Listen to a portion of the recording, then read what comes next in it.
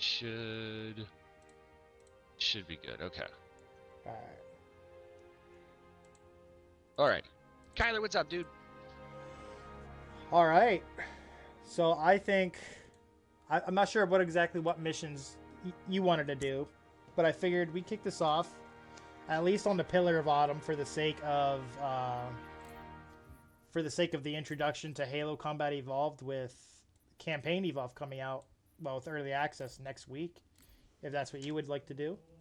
Yeah, that works. I figured we'll just start from the beginning and go from there. Also, let me, just before we dive into things here, let me see if we can get the co-streaming thing going as well. This So we is can... another first. I'm still not 100% familiar with how this works. I just sent you an invite, and then once you do that, then I can see if I can get the chats merged as well, just so we can stay on top of everything. Yeah. Ooh, That's Ann Hut. What's up, Chief? Let me try to go into Google Chrome here. Yeah, take your time. I didn't know that you needed Chrome. Depending on which streaming software that you use, yeah, some of them require different things.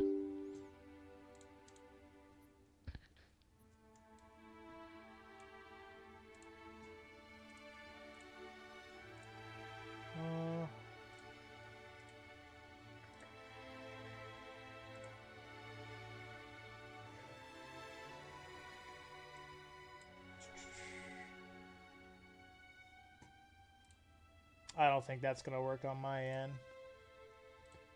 It's no biggie. Okay, the co-streaming thing's not gonna work?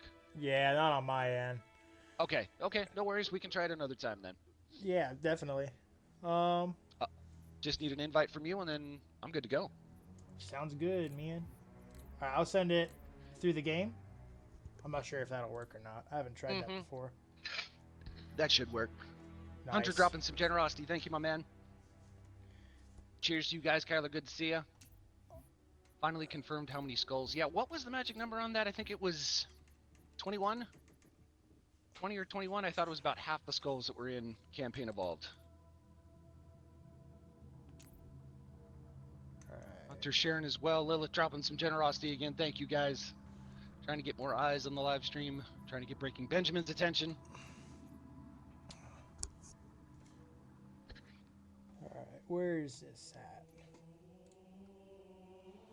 So while we're getting this set up, why don't you go ahead and tell about yourself before the aside from the gaming, leading up to the gaming, whatever you want to share. The TLDR.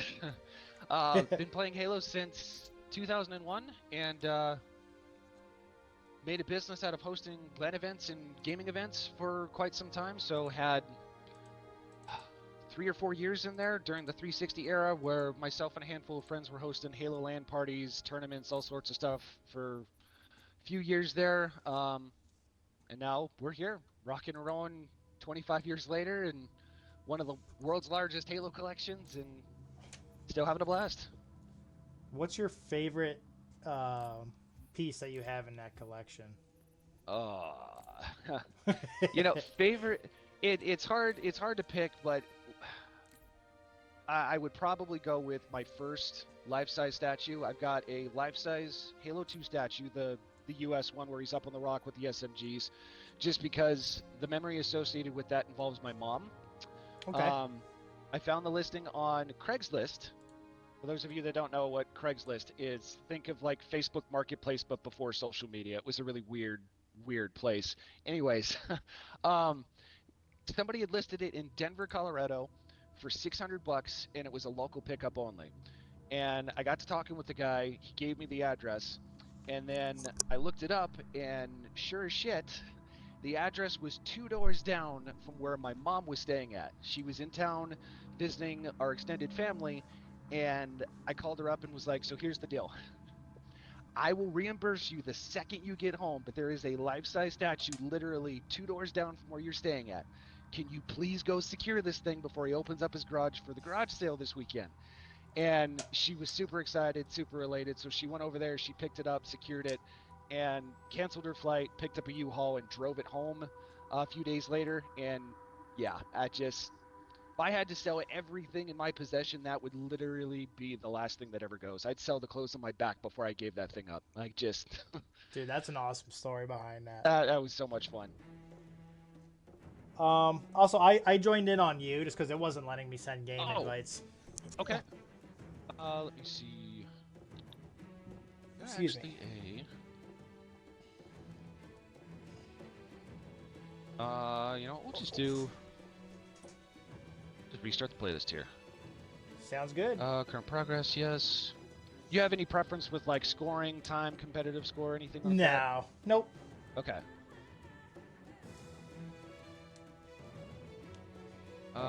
Campaign does not support all. So, small snag. I forgot that the Master Chief Collection does not support crossplay between Xbox and PC when it comes to campaign. No. It's Firefight, Forge, and multiplayer. We can do Firefight. Okay. Start with Firefight and work up, maybe even rotate over to Infinite. I completely spaced about that.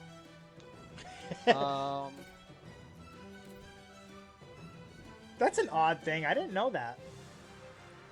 Yeah, I remember that. I'd forgotten leading up to this. Was like, oh crap.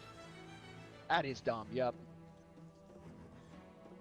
Halo Studios, take notes. No kidding.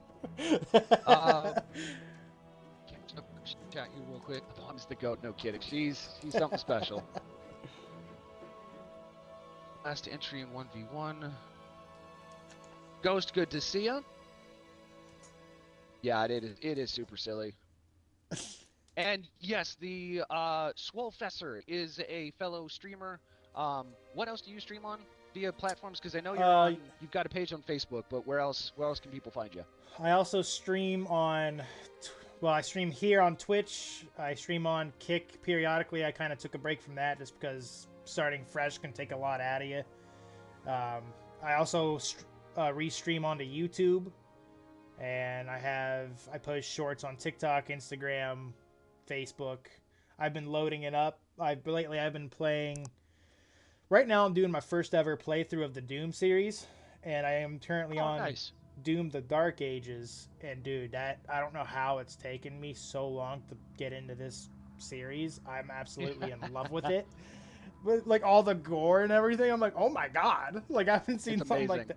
I haven't seen that since like Gears of War. But it's so good.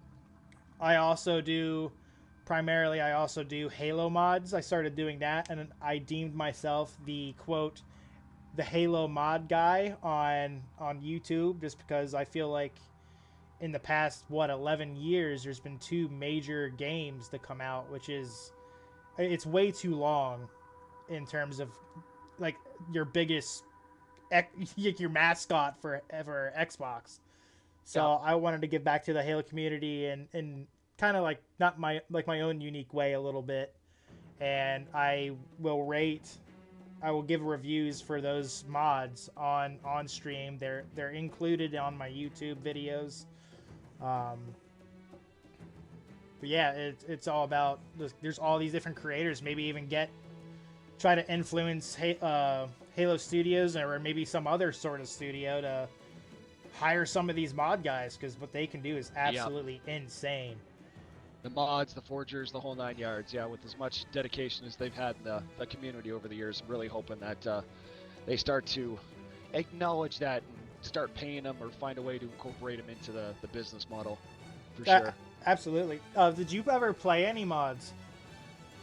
I've played a few. I don't have much experience with them. Through a few custom games here and there, but nothing too crazy. The most that I've seen is from tuning into other content creators that are going through like Reach with all this stuff, or Halo 3, or whatever the case ends up being. Okay. There's one I caught a part of your stream before we got together. There is one mod that I actually just played, and it's called the Backrooms. Yes. I just played through it, and I did it on Legendary. Oh my god. I had me screaming the whole time.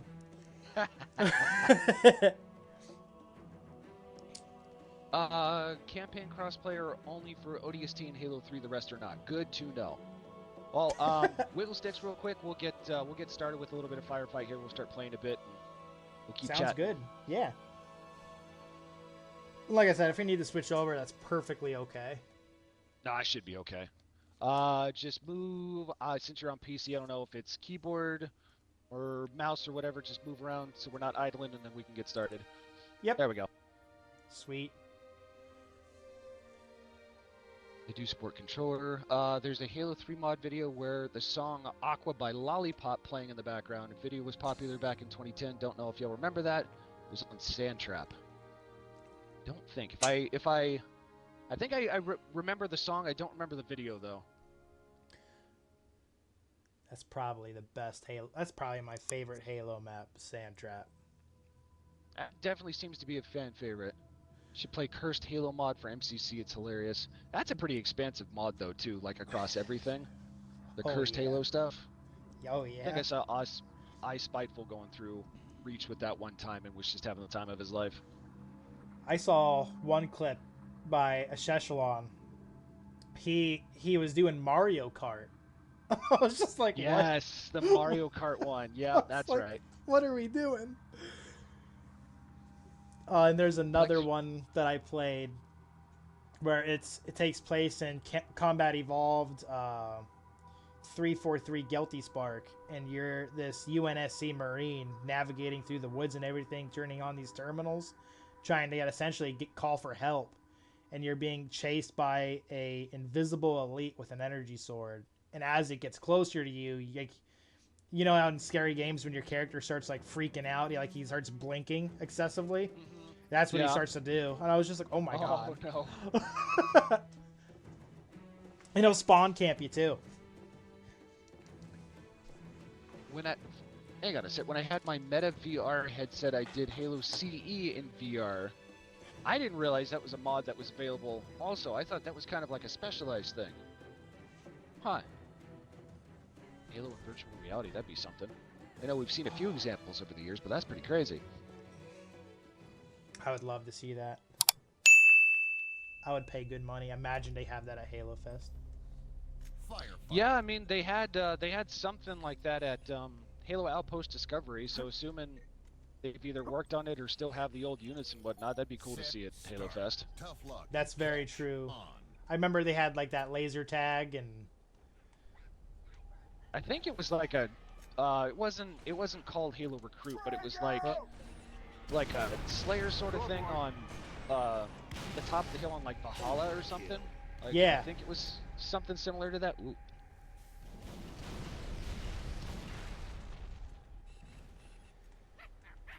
So what got you into Halo creation? Halo creation, like streaming in general? Yeah. That was what, 2017, 2018, something like that. It's something that I had been wanting to do for a long time and just never had the courage to like actually start. Like it was one of those things where there's so many other people that are out there, and I was making the mistake of comparing myself to others, and was like, you know what? I'm just gonna pull the trigger and just see what happens, and just have stuck to it ever since. That's awesome. I mean, it makes me happy to see, because you're genuinely my favorite person to watch, and coming from a small fish in a pretty vast pond, and just you're like, you do a lot with your Halo community and everything, and always just you don't have a big ego either, which is nice. You see a lot of people with big egos.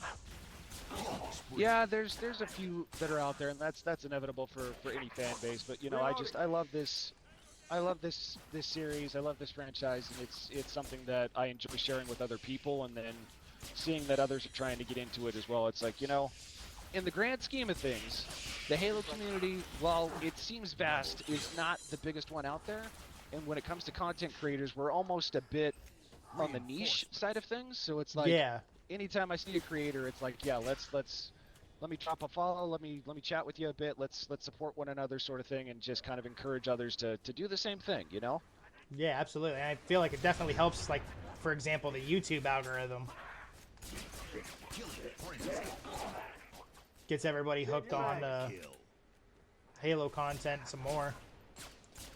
Yeah, the algorithms can be a little tricky to mess with as well. But I think consistency is key with anything. Try not to pay attention too much to algorithms and viewer numbers and all that stuff, and just focus on what you're looking to do and just chat with other people and all that stuff. The success and the goals will be reached in due time. You just can't put too much emphasis on it, if that makes sense. Now, you said that you used to host the LAN parties. Oh, yeah. Reloading. I think it would be interesting to bring you on as like for like the esports. I think it would be kind of neat to have you go ahead and do that and kind of like reintroduce you to it, or is that something you'd be interested in? It's something, so it's funny that you mentioned that. Go back to just before Halo Outpost Discovery became a thing. I was signed some NDAs and was in talks with the gentleman who was organizing everything to actually run the esports side of Outpost Discovery. Had the team, broke everything down. This is how we would do things, etc., and they ultimately decided to go a different direction. So I was not gonna lie, I was pretty disappointed about that. It was pretty heartbroken because it seemed like it was gonna be a surefire thing, and it was, we were gonna be hosting all the LANs and the tournaments and stuff for all these events, and yeah, ended up just barely missing the mark. But if given the chance to try and do something like that, I'd love to do so. In this day and age, I think it's a little more difficult to do that just because everything requires internet. That's inevitably what ended up killing my business, was because everything that we did required internet. Most of the venues that we were hosting events and stuff at didn't have that, so it was like, okay, well, what do we do now? That's like, I grew up without internet. So like, I missed out on Combat Evolved multiplayer, Halo 2 multiplayer, but I would be visiting my dad, and my neighbor, which ironically, something I wasn't allowed to do growing up was go to like a neighbor's house or something. And sure enough, I just remember my favorite moment is when you're on Sierra. Oh Jesus, Hunter. When you're in the mission Sierra 117 and you're going through that first, what do you want to call it? Before that very first group of enemies, like that little, not a cave, but what is it? That cut. And I think I know what you're talking about. In that wood line, and that first phantom goes overhead, and I was just like, oh, dude. yeah. Okay. I was like, what? This is just the sound. I was just like, oh my god.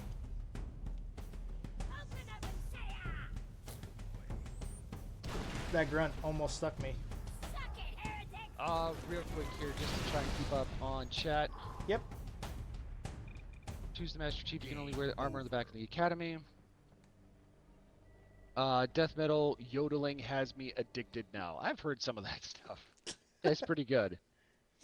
I'll be real here. Some of the Halo content creators have big egos and don't interact as much as you do. Like they have their set of sweats for big team battle and don't let anybody else play. It is what it is. It's they're not a great representation of the community, but I mean they are out there. Every game, every community is going to have some sort of version of that. There's a few people who I'm not going to name because I don't want to rock the boat or anything, that I've met before that are very much like, they walk like they're God's gift to Earth, and it's like, what you do for the community is great, but I just wish you were better in person, like you were more sociable and not, I'm all that in a bag of chips. So, but it is what it is.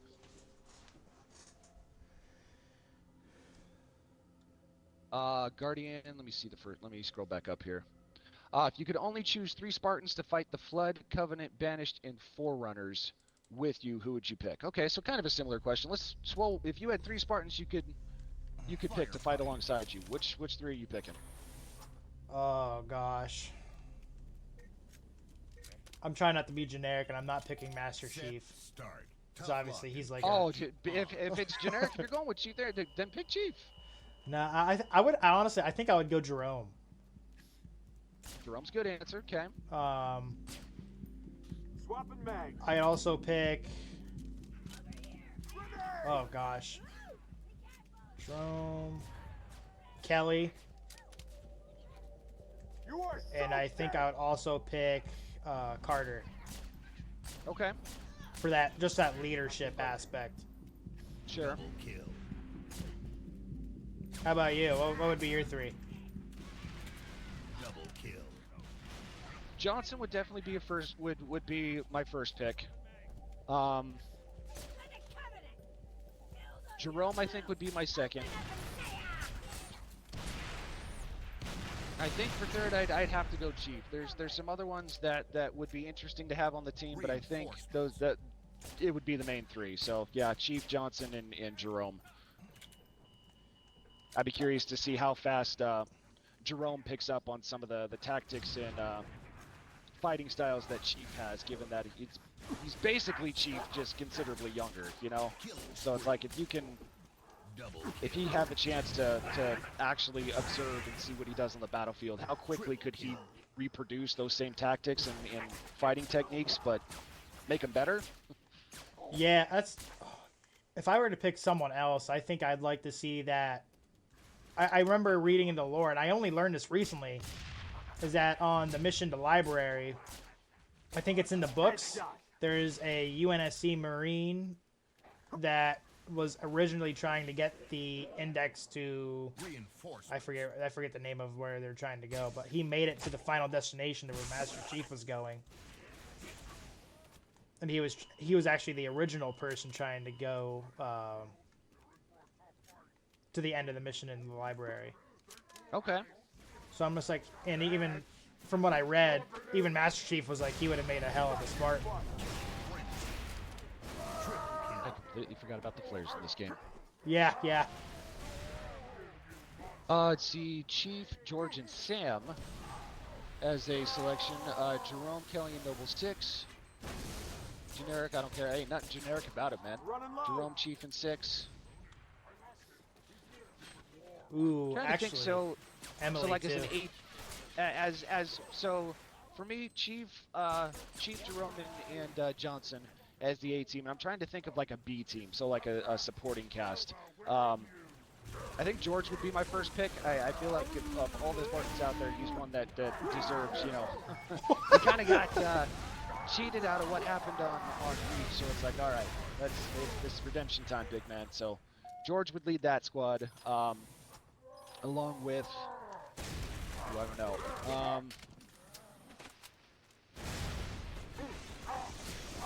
Trying to think to really like. Oh, what a stick that was! Really to mix things up here.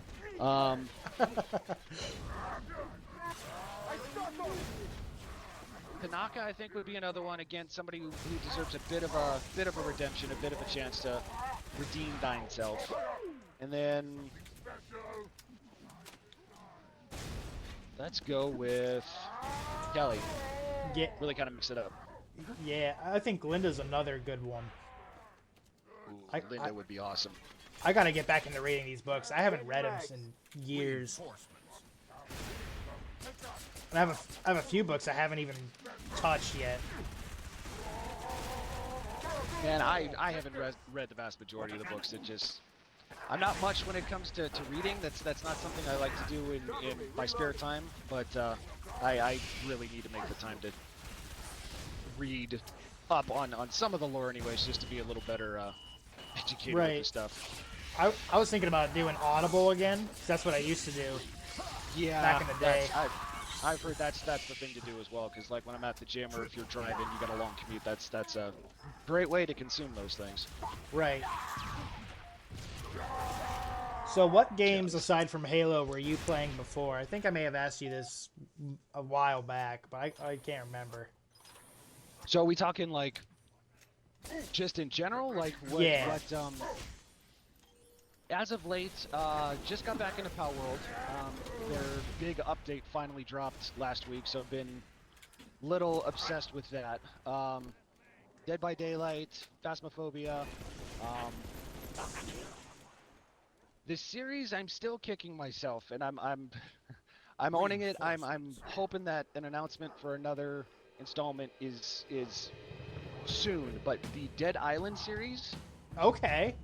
yeah, I slept on that because that came out in the 360 era, and I didn't give it a chance up until late 2025, early 2026, and was Okay. like, yeah, I'm embarrassed. I should have given this game more of a chance. Absolutely love that series. It was a lot of fun, and there hasn't been much talk about a third game just yet, but there is confirmation that the studio is currently working on a third installment, but we don't have any other details. Okay, yeah. That'd be kind of sick to see. I don't think I touched them once either. Vixen says you're welcome. Yeah, Vixen was the one that actually forced me to, I should say, to give it a chance, and I did. I'm grateful for it because it's a lot of fun. I definitely have to give that a shot. With all that said, though, Gears of War is number 2 for me. Gears of War, but Halo's number 1, Gears of War is number 2. Gears is a game I can easily spend a lot of time in. Right. I thought about taking off of work just for Gears. You know, it's tempting. I'm really curious to see what this 12-player board frenzy thing is going to be for E-Day. I get the sneaky suspicion that if it continues to just build upon everything that they've done in the previous games, it's going to be like, yeah, I may need to take a couple days off just to kind of lose myself in this. 2 enemies remaining. It'll be a nice change of pace, too, to get a third-person game back in rotation. And maybe even see third-person Halo, or at least the option moving forward. Oh, for sure. Since you picked Chief, he can only wear the armor he wore in the Spartan Academy. I'd still pick Chief, though. I'd still pick him. Yeah. I think... Ooh, there's an interesting... Sorry, there's one more trio here. Is Fred, Forge, and June. Ooh. Didn't think about picking Forge. Forge would be a good one, too. It's kind of up there with Johnson in terms of skills and how freaking lucky he gets. I genuinely forgot Johnson was, like, one of the first Spartans. Reloading. Target down. Damn near invincible, too. Over. I remember... do you know if it's still canon, why he survived? It was something with his blood. And I read somewhere that they were, like, retconning that, I think the term is, or turning away from it. In terms of, like, Johnson being infected by the flood, but it didn't affect him? Yeah, like the flood, like kind of like didn't go near him because there was something about his blood that made the flood not even want to infect him. Because that's what I remember reading. That's I the think whole. it was I think it was the conversation. Somebody had mentioned that earlier this week, and I honestly don't remember that Johnson essentially being immune to the flood or something like that. So I'm gonna let chat handle that one because that's beyond me. I honestly have no idea. Blood couldn't handle the level of testosterone, says Halo Quince. Mm-hmm. Love Halo third-person firefight, very helpful against Gruntpocalypse. I think it could work. I think there would have to be, when it comes to ranked, if there was an option to play third-person, that would have to be very restrictive because there are perks to playing in third person, but I would hope that for like social game types and whatnot moving forward, we'd have the option to toggle, do we want to play first person or third person, just because you'd be able to admire the armor and everything that you're rocking a hell of a lot more instead of just through the customization screen or staring at your dead body as it's teabagged. It's crazy. People get offended by the Firefight. teabagging in any game now. It's just Those like, dude, this has been a generators thing need to stay forever. green, Spartan. Yeah. I don't see too many people get affected by it, but it is Start. still Go. once in a blue moon. On. So this leads us into the second segment, and that's the origin of the Legendary 117. Oh So- boy. Oh, so we're gonna go into your first exposure to Halo. What are some original moments from your first playthrough ever in the series? What things stand out? What kind of influenced you? It's whatever you can think of. My first time playing Halo was on an original Xbox kiosk, leading up to the Christmas season of 2001. I was in South Korea at the time because my dad was in the military, and the base exchange, for those who the BX, which is essentially the military equivalent to like Walmart, your one-stop shop for anybody in chat who's wondering what that is. They just put out their Xbox kiosk along with GameCube. PlayStation 2 had been out for some time, but Xbox was out. I was curious, and Halo was running on it. And growing up as a Nintendo kid, I was just curious. I wanted the GameCube, didn't know anything about Xbox, and started playing Halo and just was mesmerized. I couldn't stop playing it. It was addicting as hell, and I must have gone over there and played for an hour after school every day for weeks. Like I couldn't get enough of it. That's crazy that like you don't see that in stores anymore. That was such a big thing. You want to the younger folks in chat, you wonder why people like me have neck issues? Because when the demos came out, more often than not, the screens were up here and the controller was down here. So in order to play, you had to stare up the entire time playing these games. So it was like, oh good God. Like as to why they put these massive, 200-pound dinosaur TVs up above the display instead of, at eye level is beyond me. But that's why we have so many back issues and so many neck issues. Dude, the nostalgia and the neck and back pain that kicked in when Crazy Taxi was announced as coming back. Oh, dude, I lost my shit. Like, I genuinely wasn't expecting that. It was like, there's no freaking way. I heard the music and was like, oh my God, is that Crazy Taxi? So the movie theater that I grew up at actually had like, like Dave & Buster's, there's like those vehicles quote that you can ride in and like simulate that you're actually in the vehicle. Mm-hmm. They had one of those. That was the taxi, and I was just like, oh my God, that's so cool. Oh my gosh. So, also side note, what are some common questions that you normally get? When just viewers stopping in, or just maybe someone that's coming in that's brand new. Are the statues real, and how much do they cost? Those are probably the two most common questions I get. Because a lot of people will stop in and think they're just AI or it's just green screened or whatever. And no, it's a lot of people, I guess, just don't realize that these were giveaway prizes years ago, and there's still more than a few of them floating around out there. It's just a matter of tracking them down, and then if you really want to have one in your collection, just be willing to negotiate and make sure you got the space for them, because they take up a lot of space. Killing frenzy. I can only imagine, because my house didn't really exactly come with a lot of space to store things. Yeah, I actually had to renovate my house. The doors that are to this side of the screen here next to Carter, I had them installed 3 years ago, something like that, because the previous place where I was storing them was no longer considered safe, and the pre-existing doors on the house were too small to fit any of the statues in. So it was like, okay, well, I don't want them sitting in the garage, so I guess we're gonna have to renovate a little bit just to get them in the house here. I think it worked out pretty well for you, just having them right there. I think so, yeah. It's nice to finally properly have them on display instead of just taking pictures and occasionally bringing them out for events and whatnot. I remember the first time I stopped into your stream, I'm like, what? Yeah. Like, there's no way. I was like, we can do that? I remember thinking that you were a straight up employee of like Bungie or Halo, and I was just like, that's actually really cool. Like a little take-home present. Something. That would be something. I've got a family member that works for Bungie. But no, outside of that, no, I've never actually worked for any video game company or anything like that. I've never officially worked with for GameStop. Excuse me. I've had a lot of midnight launch events and stuff that I've hosted at stores and whatnot, but yeah, was never an employee or anything like that. I think that would be pretty cool. Like, be able to walk around like Halo Studios or something, because you like the statues alone and like what you do alone makes you a very unique streamer. So and content creator, and like your background and everything. I think it would be foolish for like Halo Studios not to be like, hey, you should come in and check this stuff out, because they would just it would help you guys both grow as well, I feel.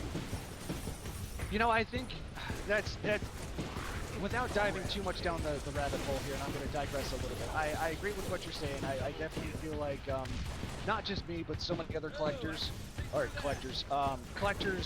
creators, streamers, and whatnot out there should be recognized that are still consistently streaming Halo and arguably keeping the franchise alive outside of the pre-existing grassroots partners and the pros and whatnot.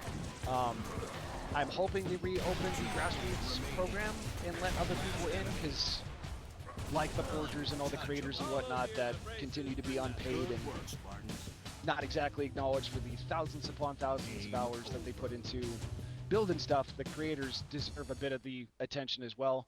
Because like Campaign Evolved comes out early next week, but apparently this week the full game was sent out to a number of big notable content creators, none of which were the Halo grassroots partners, and the reason they were given early access was to get a head start on content creation, tutorials, walkthroughs, and all that stuff. And it's like, I get it.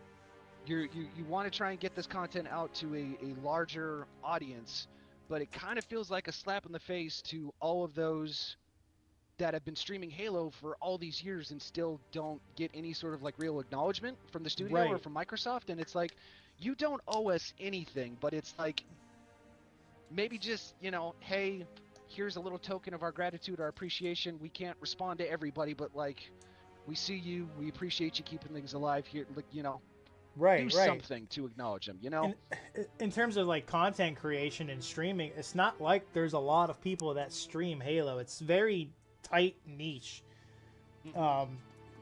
Like if you look on, like I like to look at the research tab on Twitch, just to like, for the sake of like trying to plan where like when to stream what day, and Halo and Master Chief Collection, if you ever look at the category, it's always like a couple hundred.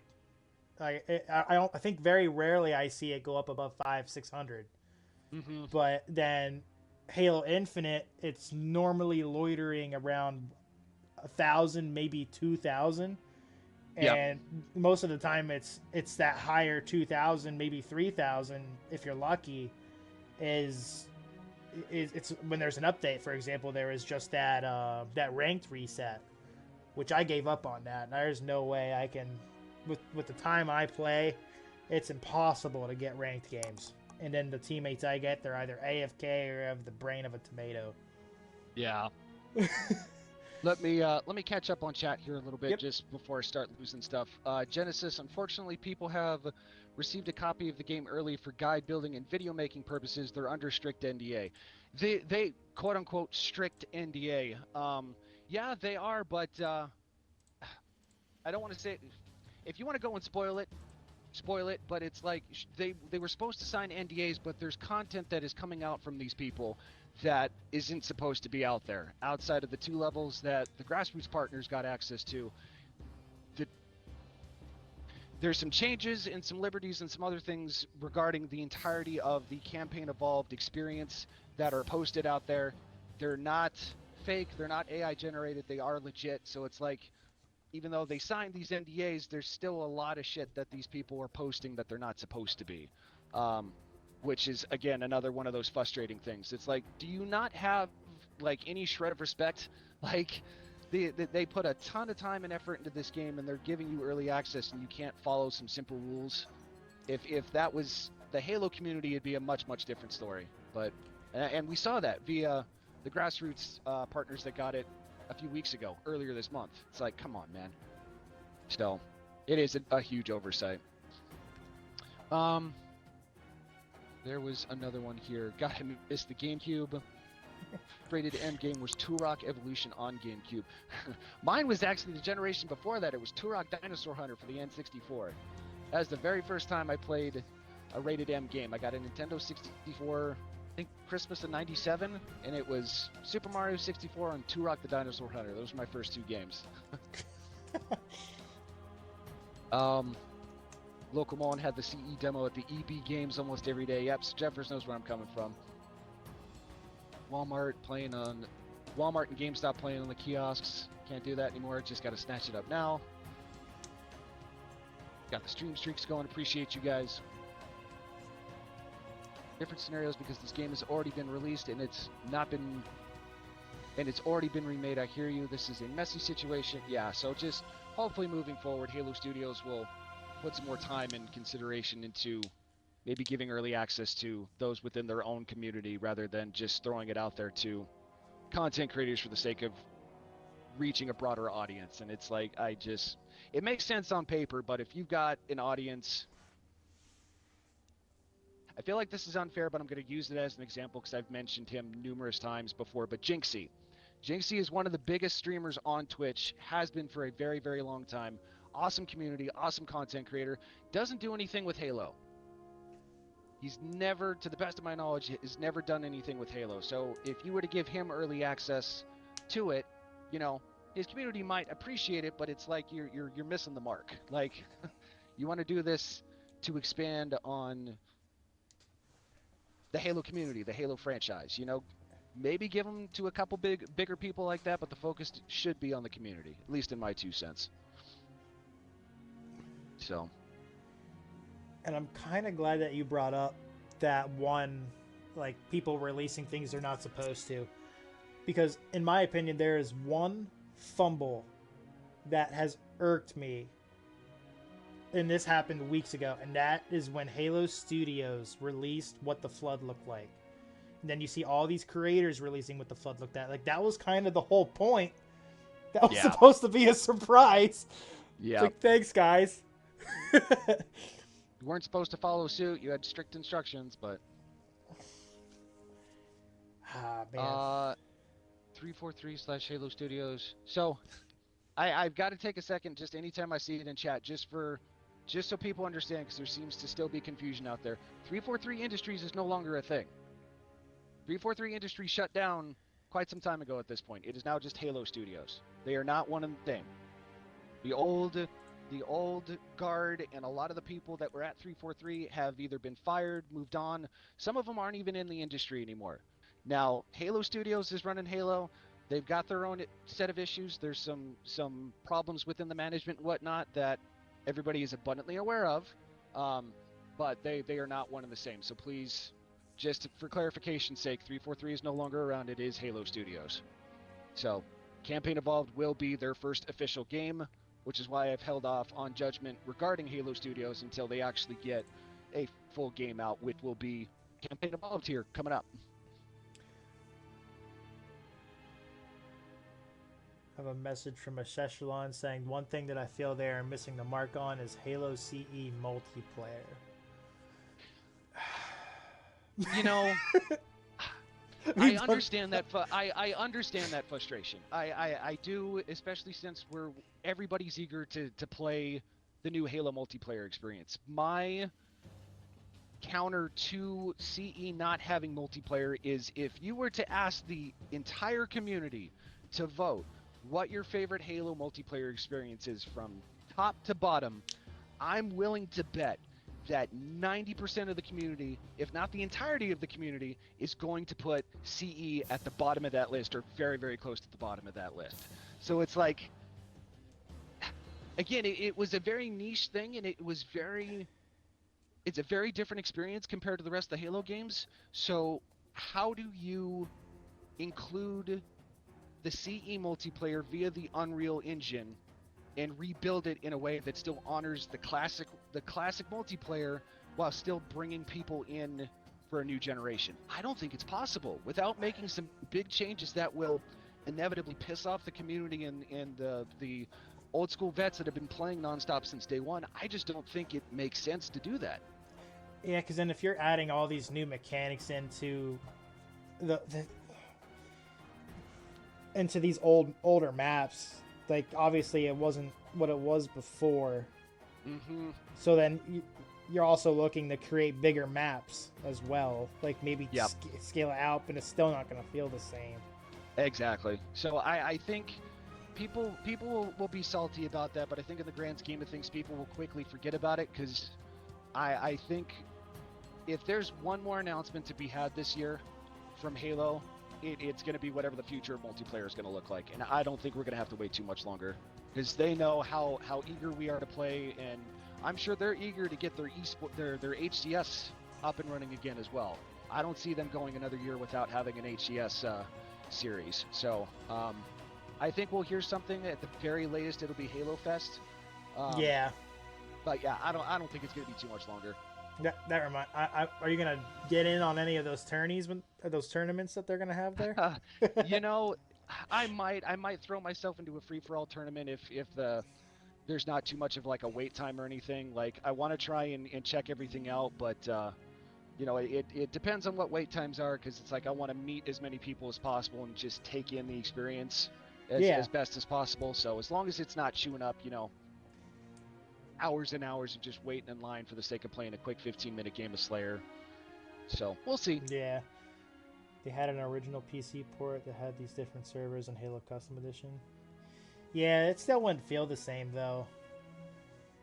Yeah, at this point, like, if you want to play CE multiplayer, you can do so via the Master Chief Collection, or you can do so via Insignia, which is that third-party service that was started up that got the original Xbox servers back up and running.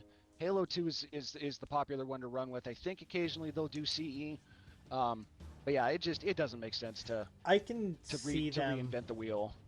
Right, and I think I'm interested to see what this next multiplayer experience is gonna be, because the extraction shooter was canceled. That's not a thing anymore. You know, that was mentioned, and I think in the grand scheme of things, I don't think an extraction shooter would be a bad idea as long as it's a game type.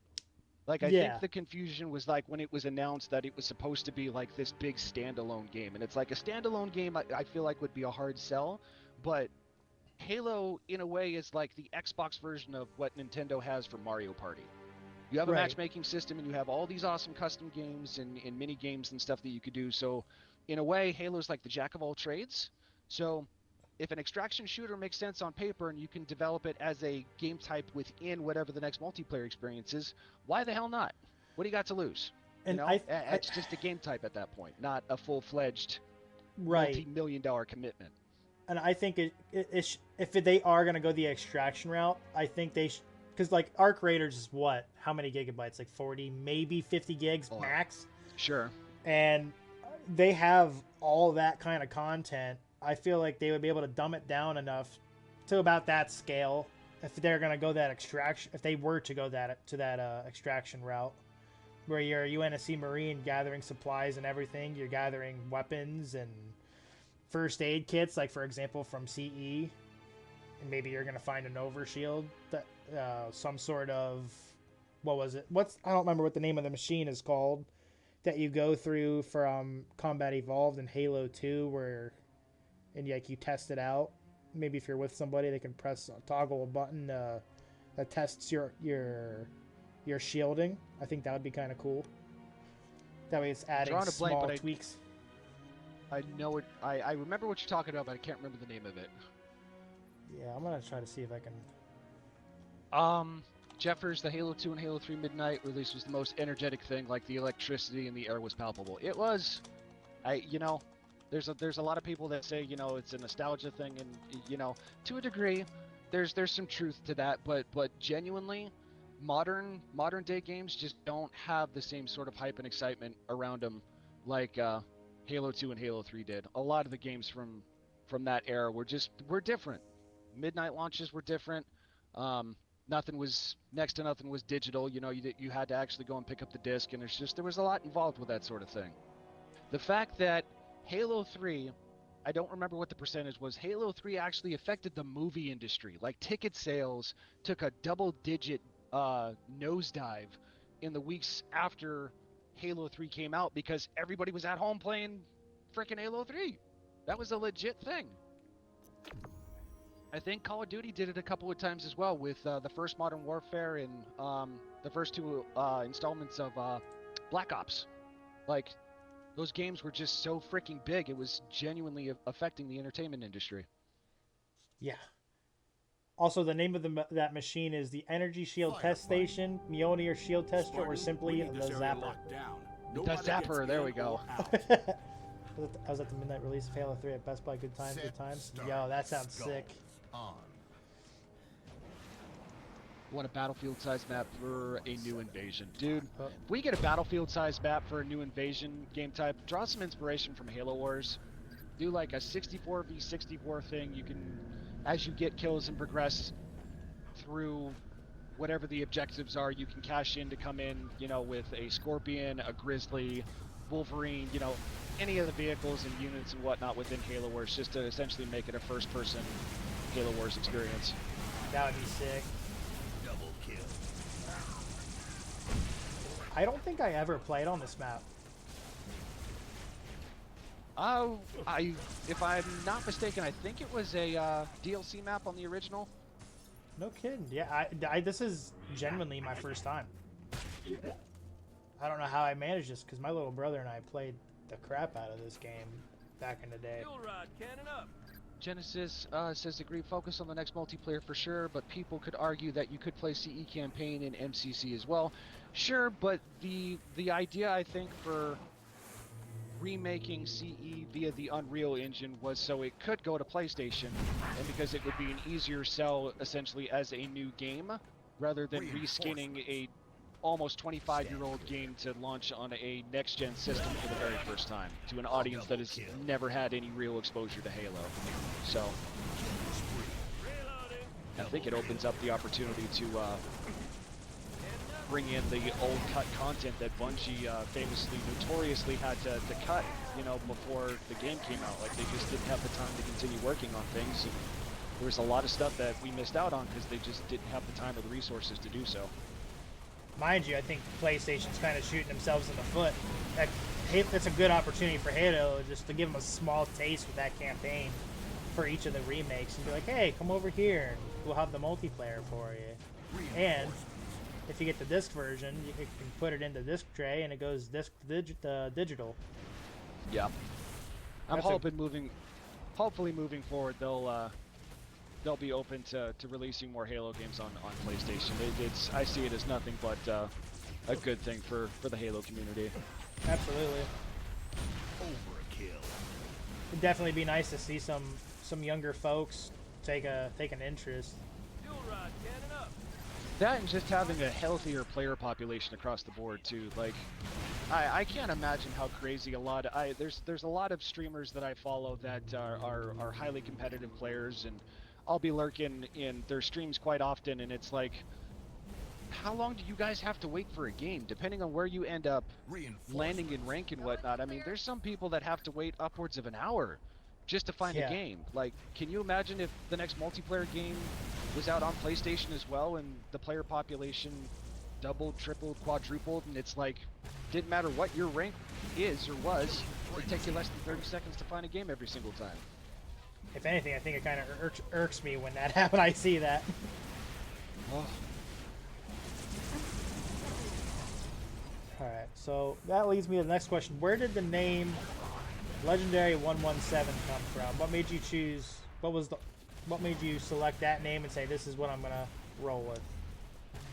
You know, I was bouncing around between a few different names. I wanted to change my tag to something Halo related, and a lot of the ideas that I was running with either were already taken or, you know, somebody else had claimed ownership to, and I didn't want something crazy. I just wanted something that was going to be easy to remember, and eventually just landed on the Legendary 117. It was available, it's easy to remember, and I was like, yep, that'll do. This is probably a long shot, but do you remember any of those names that you were browsing? You know, like the Master Chief, or, you know, just anything involving the Chief for 117. You know, the Sierra 117, Sierra 117, just any sort of combination of just involving the Chief to some degree. Tried messing around with a few ODST tags as well. It just, yeah, either everything was taken or just couldn't be changed for reasons X, Y, and Z. I mean, that's fair enough. What made Halo stand out to you in comparison to other video game franchises? Round start. It was easy to pick up and play. Simple as that. Like, I grew up as a Nintendo kid, and as I mentioned a little earlier, my first exposure to like a shooters game was Turok the Dinosaur Hunter on N64. So I don't know, just playing that Halo demo for the first time, it really didn't require a heck of a whole lot. You know, you figure out the buttons, and it was just really, really easy to pick up and get used to, and you felt like you excelled pretty quick, and made you feel good. You know, it was that constant 30 seconds of combat over and over and over again. There was never a dull moment, and just kind of hooked you in and never let go. It's actually kind of funny that you said that you were playing that at the PX, because my Xbox Series X I actually got when I was deployed. I got it over there, so it has some sentimental value as well in that case. So it's crazy how even in like the military, still after all this time, it's still heavily influenced. Just reinforcements. It's absolutely wild to me. I'm sure you've probably seen the picture, but like there's a famous picture that goes around. I don't remember what the time frame was, but it was a bunch of military guys camped out in front of just this really small TV. They were deployed somewhere. I'm going to assume the Middle East, and they were just doing a 4-player Halo 3 just when they had a little bit of downtime. You know, just working with what they've got. It's one of those things. It's really easy to pick up and have fun with any of your buddies. You know, just that old school couch co-op, couch multiplayer experience. It's crazy because so I went back. So this is like back when I first started playing, getting back into it, back in probably closer to December or January of this past year. Well, January this year, December of this past year. And I hopped on Combat Evolved multiplayer, and I'm not gonna lie, I think, like, looking at it, I love the simplicity and just nothing fancy, no wall running, no jetpacks, just straight up a basic old school game. And it was Slayer, and I managed to still get 35 out of 50, which was I was like, all right, I haven't touched this in a minute.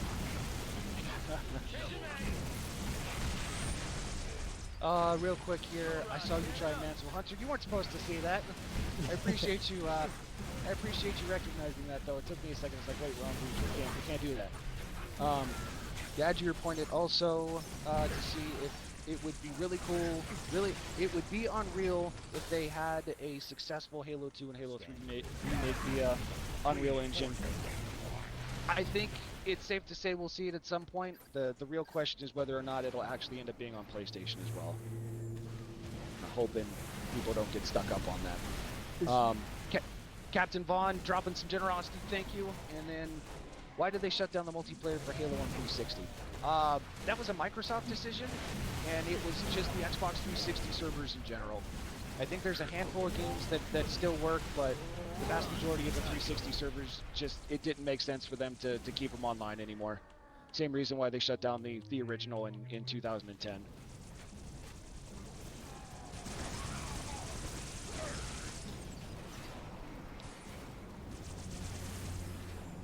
I love infinite ammo.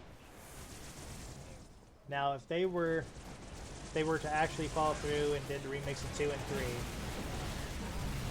what mission would you be missions would you be looking forward to the most? For specifically for Halo 2 and Halo 3, like which campaign mission for each one I'd be looking forward to? Yeah. Ooh. Ooh.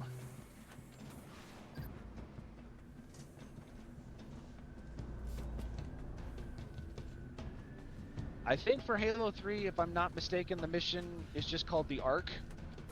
Okay. I think that's the one where the opening cutscene is the green phantoms are next to the Pelicans as they're flying in. It's that really, really long mission in 3 where you go up against the 2 scarabs, and then you have the brief moment where the flood is on your side, and then you go and assassinate the prophet. The Covenant. Oh, it's called the Covenant. Excuse me. Okay, it's been a hot minute. So that one in Halo 3, I think would have to be it, just because there's so much that's going on there. That would actually for be Halo 3, beautiful. Halo 3, yeah, the Covenant would be it. For Halo 2, though, man, I don't know, because there's so many great missions and great moments in that game. There's part of me that thinks the final mission when you finally have the chance to go up against Tartarus, tartar sauce. Um, Cloud on. Round see, now I gotta look start. because now I'm questioning it. Before I think the level's name. I think it's the Oracle. I think that sounds it's. right. I think it's called the Oracle. Plays the Arbiter. Maybe that's not it then. Okay, hang on a second, because this is gonna drive me nuts. Campaign levels.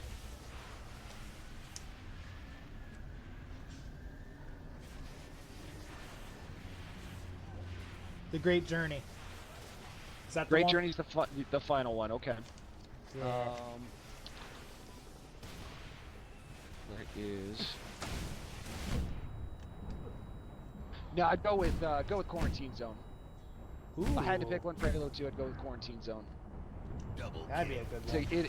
it's one of those things too. Like once we see what they've done with the Flood via the Unreal Engine and whatnot, I cannot imagine like what other surprises would be in store for us going through that for the first time via Unreal. So that'd be my pick for Halo 2.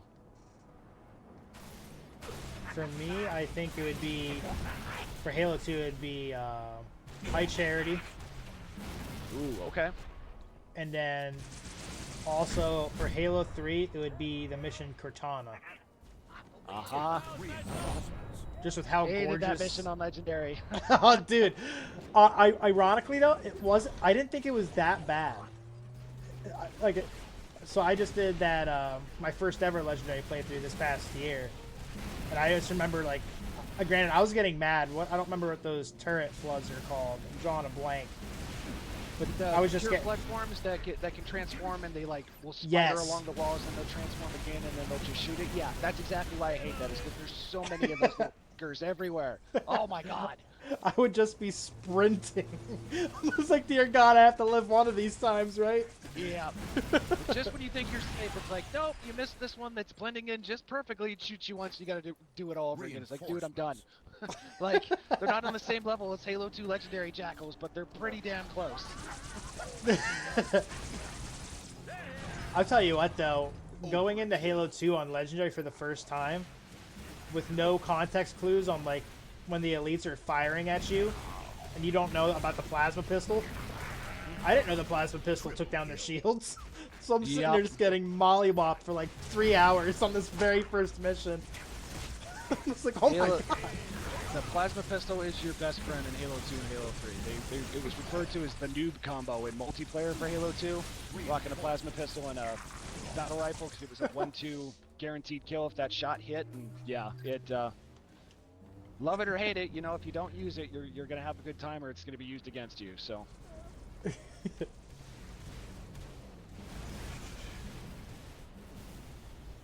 What would you say your all-time favorite Halo campaign mission is? It can be one or one from each. 2 betrayals. Halo CE 2 betrayals. That is I love the atmosphere and the ambiance in that level, and just you're essentially having to fight the Covenant and the Flood at the same time, and there's a lot of shit that's going on there, and I've always loved the way that level felt. That's #1 by a long shot. I think that's such an underrated mission too. It's just assault on the control room, but backwards. Yes, I get it, but it's a different time. It's at night, and there's the Flood's involved, and they're all fighting, and then you got to get to the next as well. I don't care. I love that mission, love that level. Reinforcements. In kind of sense, like you're still in the middle of the game, but you're also like nearing the end. Like there's like that small glimpse. Yeah, that's a good one. What about you, if you had to pick one? So far, anyways.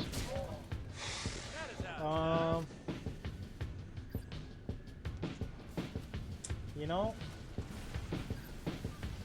you got me reevaluating my decisions here. There's no wrong answer. There isn't. But I just want to make sure I stay true to myself here a little bit. Because I'll say one thing, and then I'll play through like another campaign, and I'll be like, oh, no, it's this one.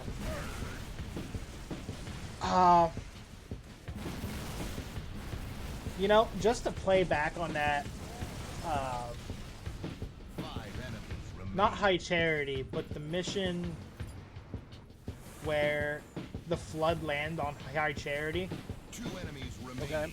I think I would go I with can that picture one. I can picture the level. Yeah, I can't remember the name of it, but I can picture it. Yeah, Last enemy. it's like the start of the level is Chief chatting to Cortana, and then the Pelican Yeah. crashes down. That's got the flood spores and stuff on it. You're kind of out on like one of the landing pads. Yeah.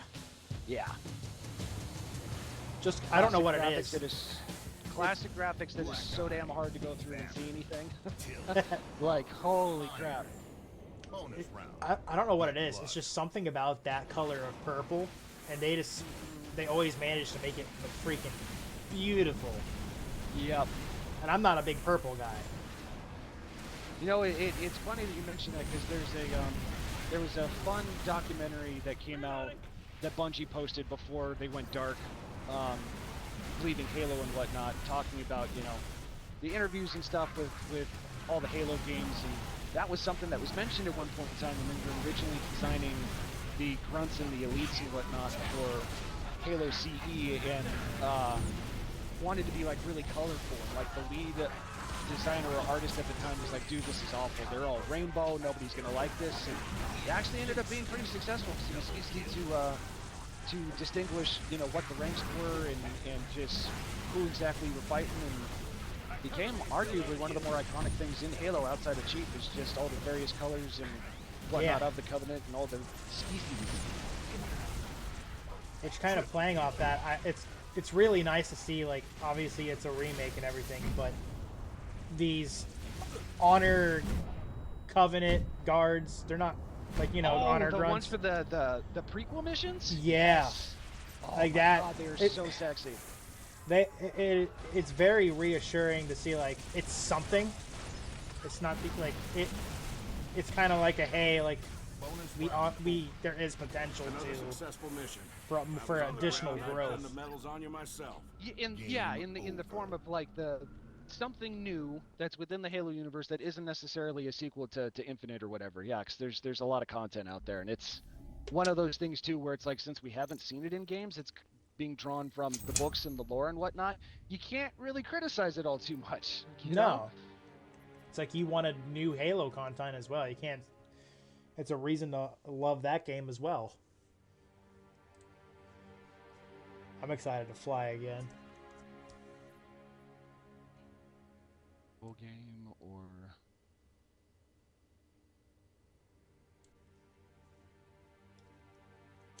okay, let me check. Okay. We're still doing good. All right.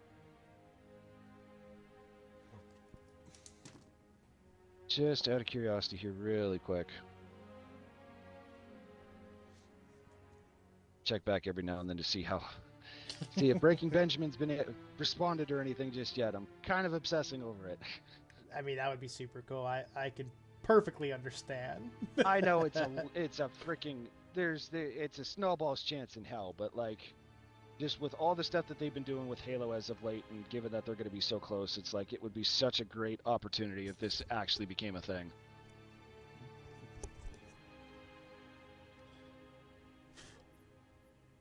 So, okay. That banner's so sick in that background. Which banner are we talking about? The red one, the ODST. Oh, one. the ODST one, yeah. Yeah. That was the special one. It's got it's hard to tell from here, but it's got like the battle damage and like the burnt edges, fringes, and stuff on it too. So it was a pretty cool piece. The original story behind that, from what I was told when I bought it, was that it was the first prop that they used for the live-action ODST commercial that they shot, but it ended up being far too big. Because if you remember, towards the end of that, when they're around the campfire, he takes the flag and he stuffs it in his chest before running off to battle there, and then it shows, you know, Halo 3 ODST coming soon. That was the flag that they were going to use originally, but then when they tried it, it was like, there's no way. They had to scrap it and do something smaller. Huh. Yeah, I didn't. So, yeah, I didn't it was pretty Set, cool. Start. Tough luck on. I don't know if I asked this or not, but to close out this segment 2, what's your all-time favorite moment in the entire Halo universe? Before I answer that, real quick, because Hunter just asked, and if anybody is curious, we are rocking just firefight. We're keeping it super chill today. We do have 2 open spots, so if anybody wants to join in, you're welcome to do so. Triple kill. We switched it from 2-player to 4-player here just for a little additional chaos. So favorite like Halo moment throughout the Halo games, like all the Halo games? Yeah, that, or if you have multiple and you want to scatter them across each one. Cover me. The one that always it's Reinforcements. I'll say it's my favorite. It's got to be when Forge is fighting the Ripa, and then we get to see Jerome in action for the first time. The elites are charging in. They're like, let's do this, and they start fighting the elites up on the bridge there, while Forge is trying to handle things. Just that whole cutscene was just, it makes me giddy. It's got to be my favorite. And that's like not just to keep things in the Bungie side. I think one of my favorite moments, not because it's obviously a good moment, but an underrated moment, is the scene where in Halo 4 when the nuke goes off and Cortana and Master Chief are saying goodbye to each other. I think that's such a beautiful moment, and all like the graphics in the background and everything, and like just it's such like a beautiful scene. I still get choked up every single time I watch that cutscene, because it just, as you said, it is a beautiful moment, and it's one of those things like you're saying goodbye to a character that you grew up loving. You know what I mean? And yeah. I had a friend at the time that was busting my balls and was making fun of me because I got emotional about Cortana saying goodbye. And I snapped back and was like, dude, you were bawling your eyes out when Dobby died in Harry Potter. This is the same thing for me, so if you can't understand that, just leave. Like, I didn't bust your chops about that. I couldn't understand it, but I respected it. Obviously, it was same thing. You grew up loving a character, and then when they inevitably make their departure from whatever it is, it's a sad freaking moment. In terms of gaming lore, I rate it about as sad as Dom in Gears of War. Yes. Oh my God, that was another one. Like it is the equivalent to that, because that's such a huge character. In this one, you're with more. Spoiler alert. Wait, Dobby died?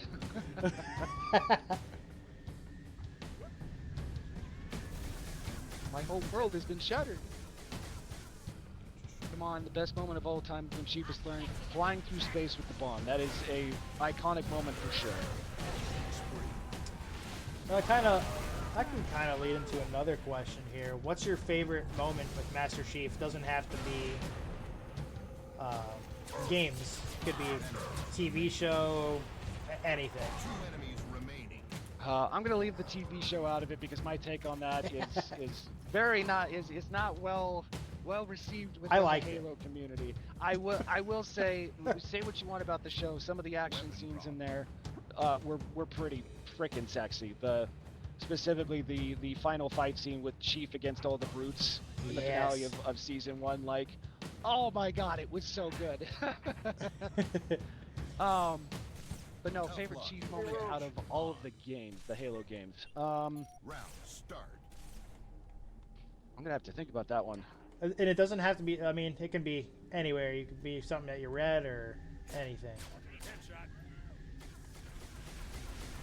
I'll stick to the games because one, I haven't read all the books. I'm not familiar with all of his lore, right? What's been told in stories and whatnot. So I'll stick to games. Double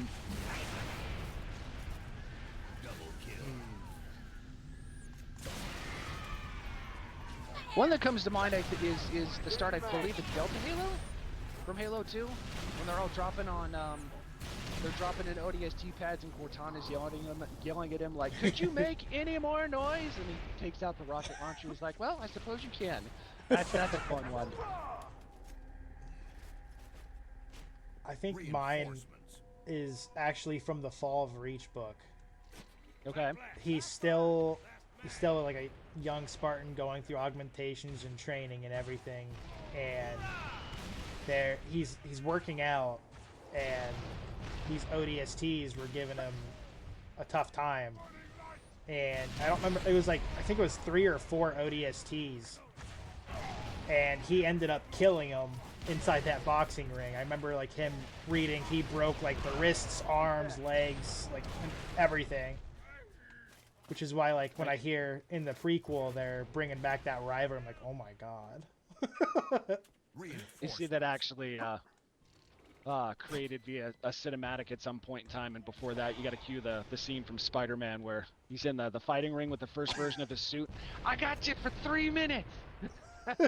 3 you minutes ain't going nowhere. Which, those ODSTs picking a problem with him was actually a test by Halsey. Just to see how he'd react. So when he killed him, he's there like, oh, shit. Well, Well! shit happens. Moving on.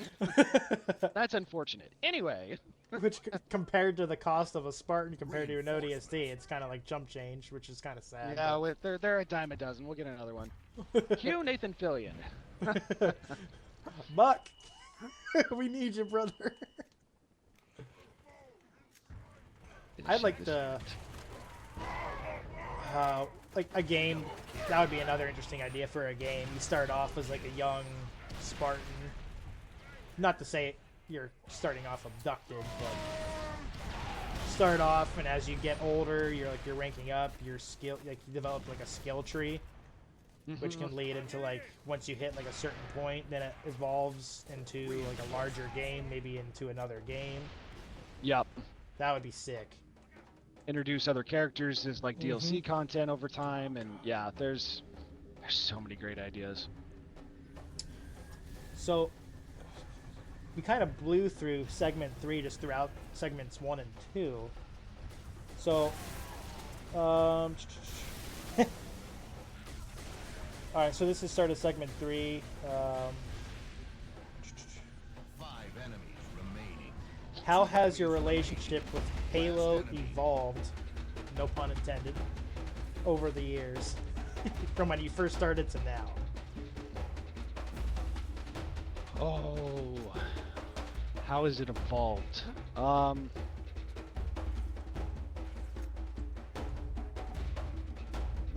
Man, it's been life-changing, I guess, in a number of different ways. You know, it was started off as a passion, you know, just for gaming in general and just loving it, and then taking a chance and starting a business or hosting events with Halo at the heart and soul of that, you know, inevitably, eventually failing anyways, but you know, it was a great experience to learn from, and didn't deter the passion for the franchise, passion for Halo, and it continues to find and reach new levels. You know, if you would have told me in 2001 that I was going to be hosting events at one point in time and would have one of the world's biggest Halo collections and all these statues and meeting people through Halo and finding partners through Halo and all that stuff, it'd be like, what are you talking about? You're spilling nonsense, you know? It's been a wild ride, that's for sure.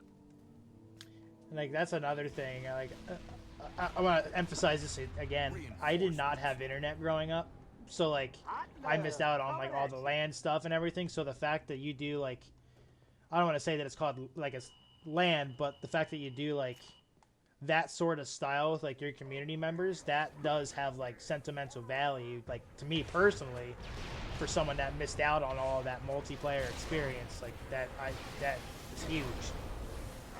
I'm blind. It's too bad. It sucks that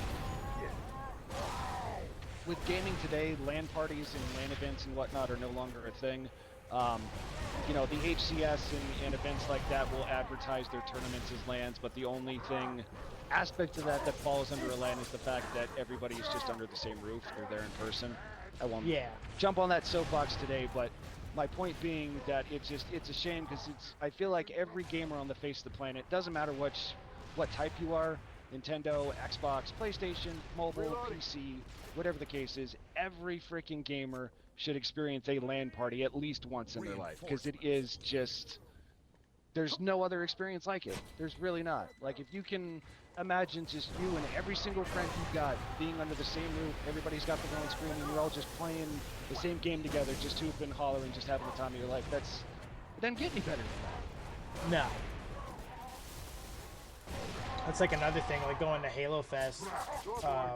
My lady and I, like, well, she's talking about grabbing like a Switch, like I told you about, like the plane thing.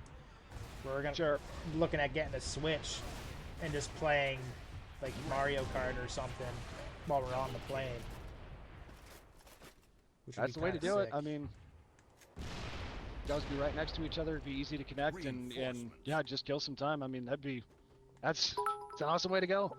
Get some cases, carrying cases for them to keep them nice and safe, and yeah, I mean, I've done that more than a few times myself. JXJGS1, I appreciate the follow, brother. Ooh, new follow hype. Let's go. Whoop, whoop, whoop, whoop, whoop. Stopping by from Legend Stream. Hey, appreciate it for stopping in, man. Hope you're having a good one. There we go. Networking and expanding on the community. One follow at a time. Yeah. Let's go. All right. Captain Melville says, make sure to buy physical copies of the game. You can't play digital games on planes. Good looking out. I did not think about that. Yep. Yeah, I'm big digital guy. Well, not digital, physical. Physical, yep. Which, did you start getting? Okay, that was kind of funny. That guy flew past my ear. Did your collector's edition thing ship yet? It shipped, yes. It looks like it's on track to be here on Monday. So, assuming it actually does, I'm hoping it'll be here fairly early in stream, and I'll do an unboxing live and all that good stuff. And yeah, I'm really excited about it. Yeah, because there was this, I saw that it was like a recurring issue for everybody. Like, it was saying that it was shipped, but only a label was made. Yeah, I think from what I understand, they were just printing shipping labels for all of them before shipping them all out. Which, fun fact, it was curious to see, and also a missed opportunity. The collector's edition, they only made 11,100 of them. Wow. So, yeah, so 11,100 units were made in total for CE. So I don't know how many were Xbox, PlayStation, Steam, or whatever, but it's like, that's, first of all, a curious number, and second of all, why miss that opportunity to go, maybe 11,700 units? You keep the 117 in there in some way, shape, or form, you know what I mean?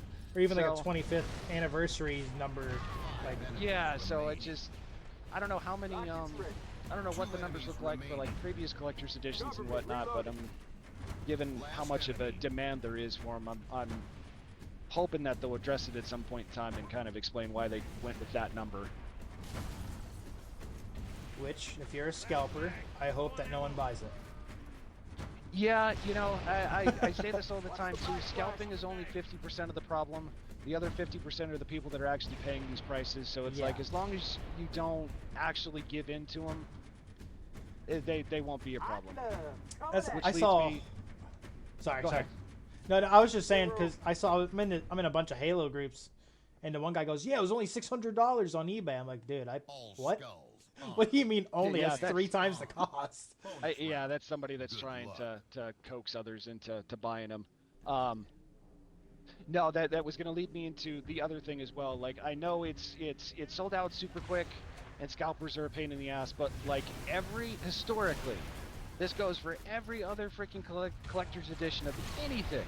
Halo, Destiny, Pokemon, Nintendo, you name it. The demand is always going to be super high leading up to the release, but if you can just hold off and not feed into that FOMO, you'll be able to get one for less than what it retailed for if you just wait. Every console, every collector's edition, I mean, you go and look at them now, short of getting one that's sealed and never been opened, which is a whole different collecting thing, you'll be able to get it much cheaper than what it retailed for if you just wait and let the hype die down. You know what I mean? Yeah. So, which, while we're on the topic of collector's editions, Gears of War there is still available Xbox Gears of War editions. Oh, it is? I thought that sold out. No, there's still, like, I check it out here and there just to see, and I still see that you're able to buy some. Damn.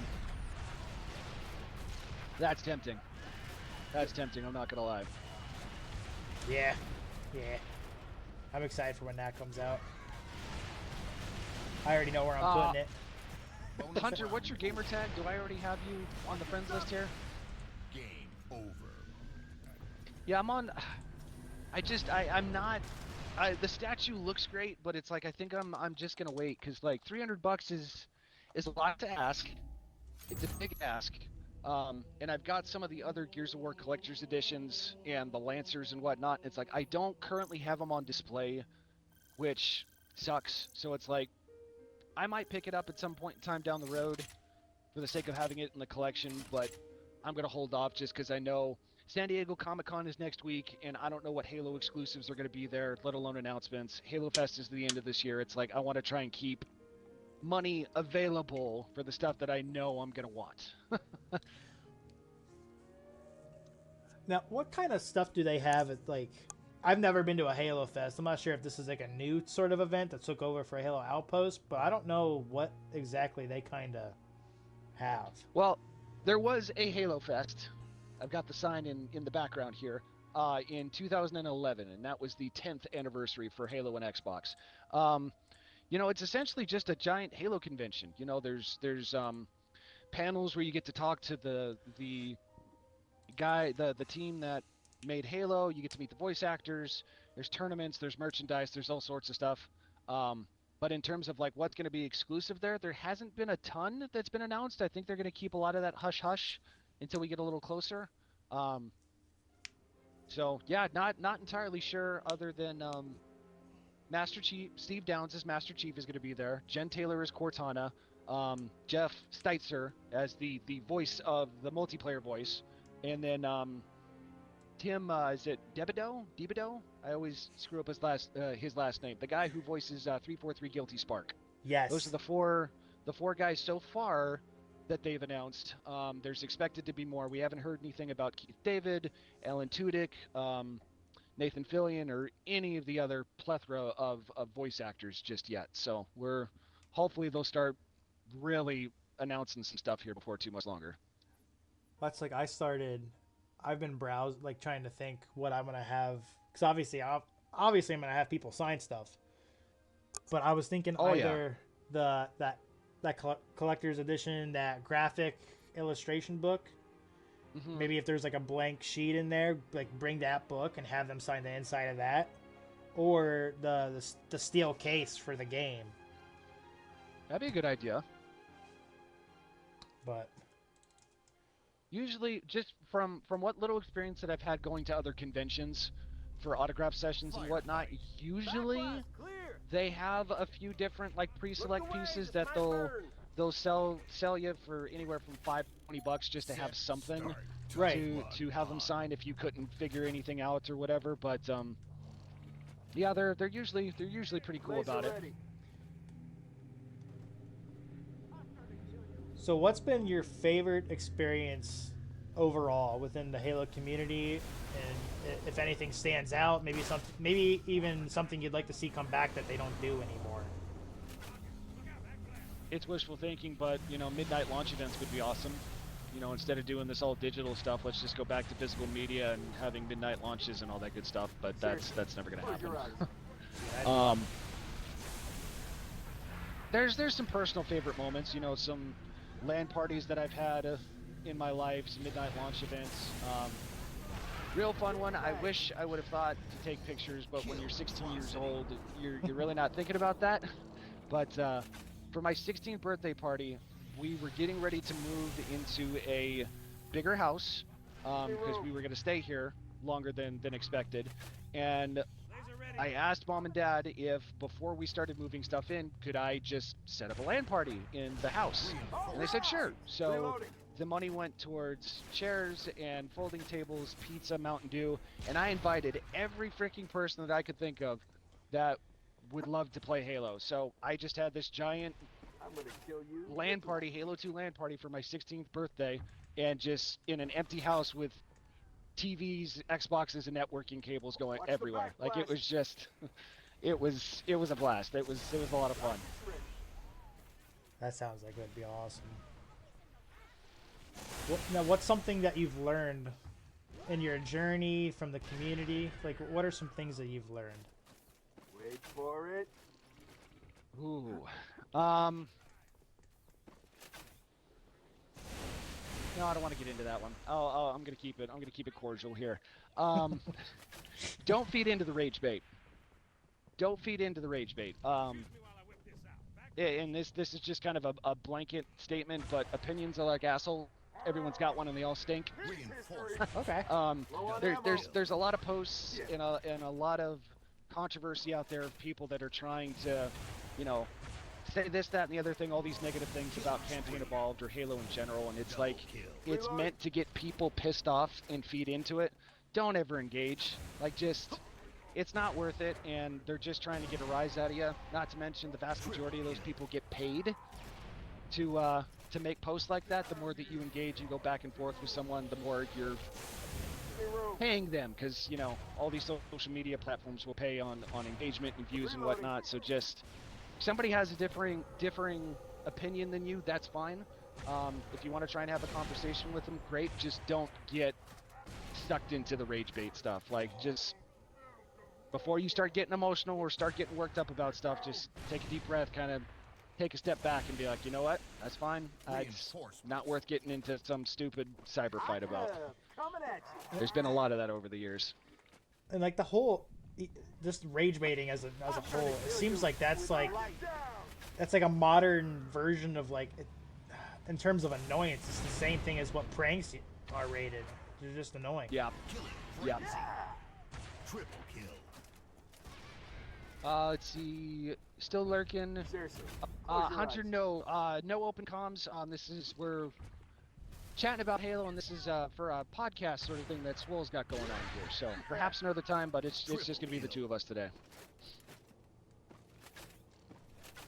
All right. Next up, segment 4. Reinforcements. Let's go. And this segment is called Halo Today and Tomorrow.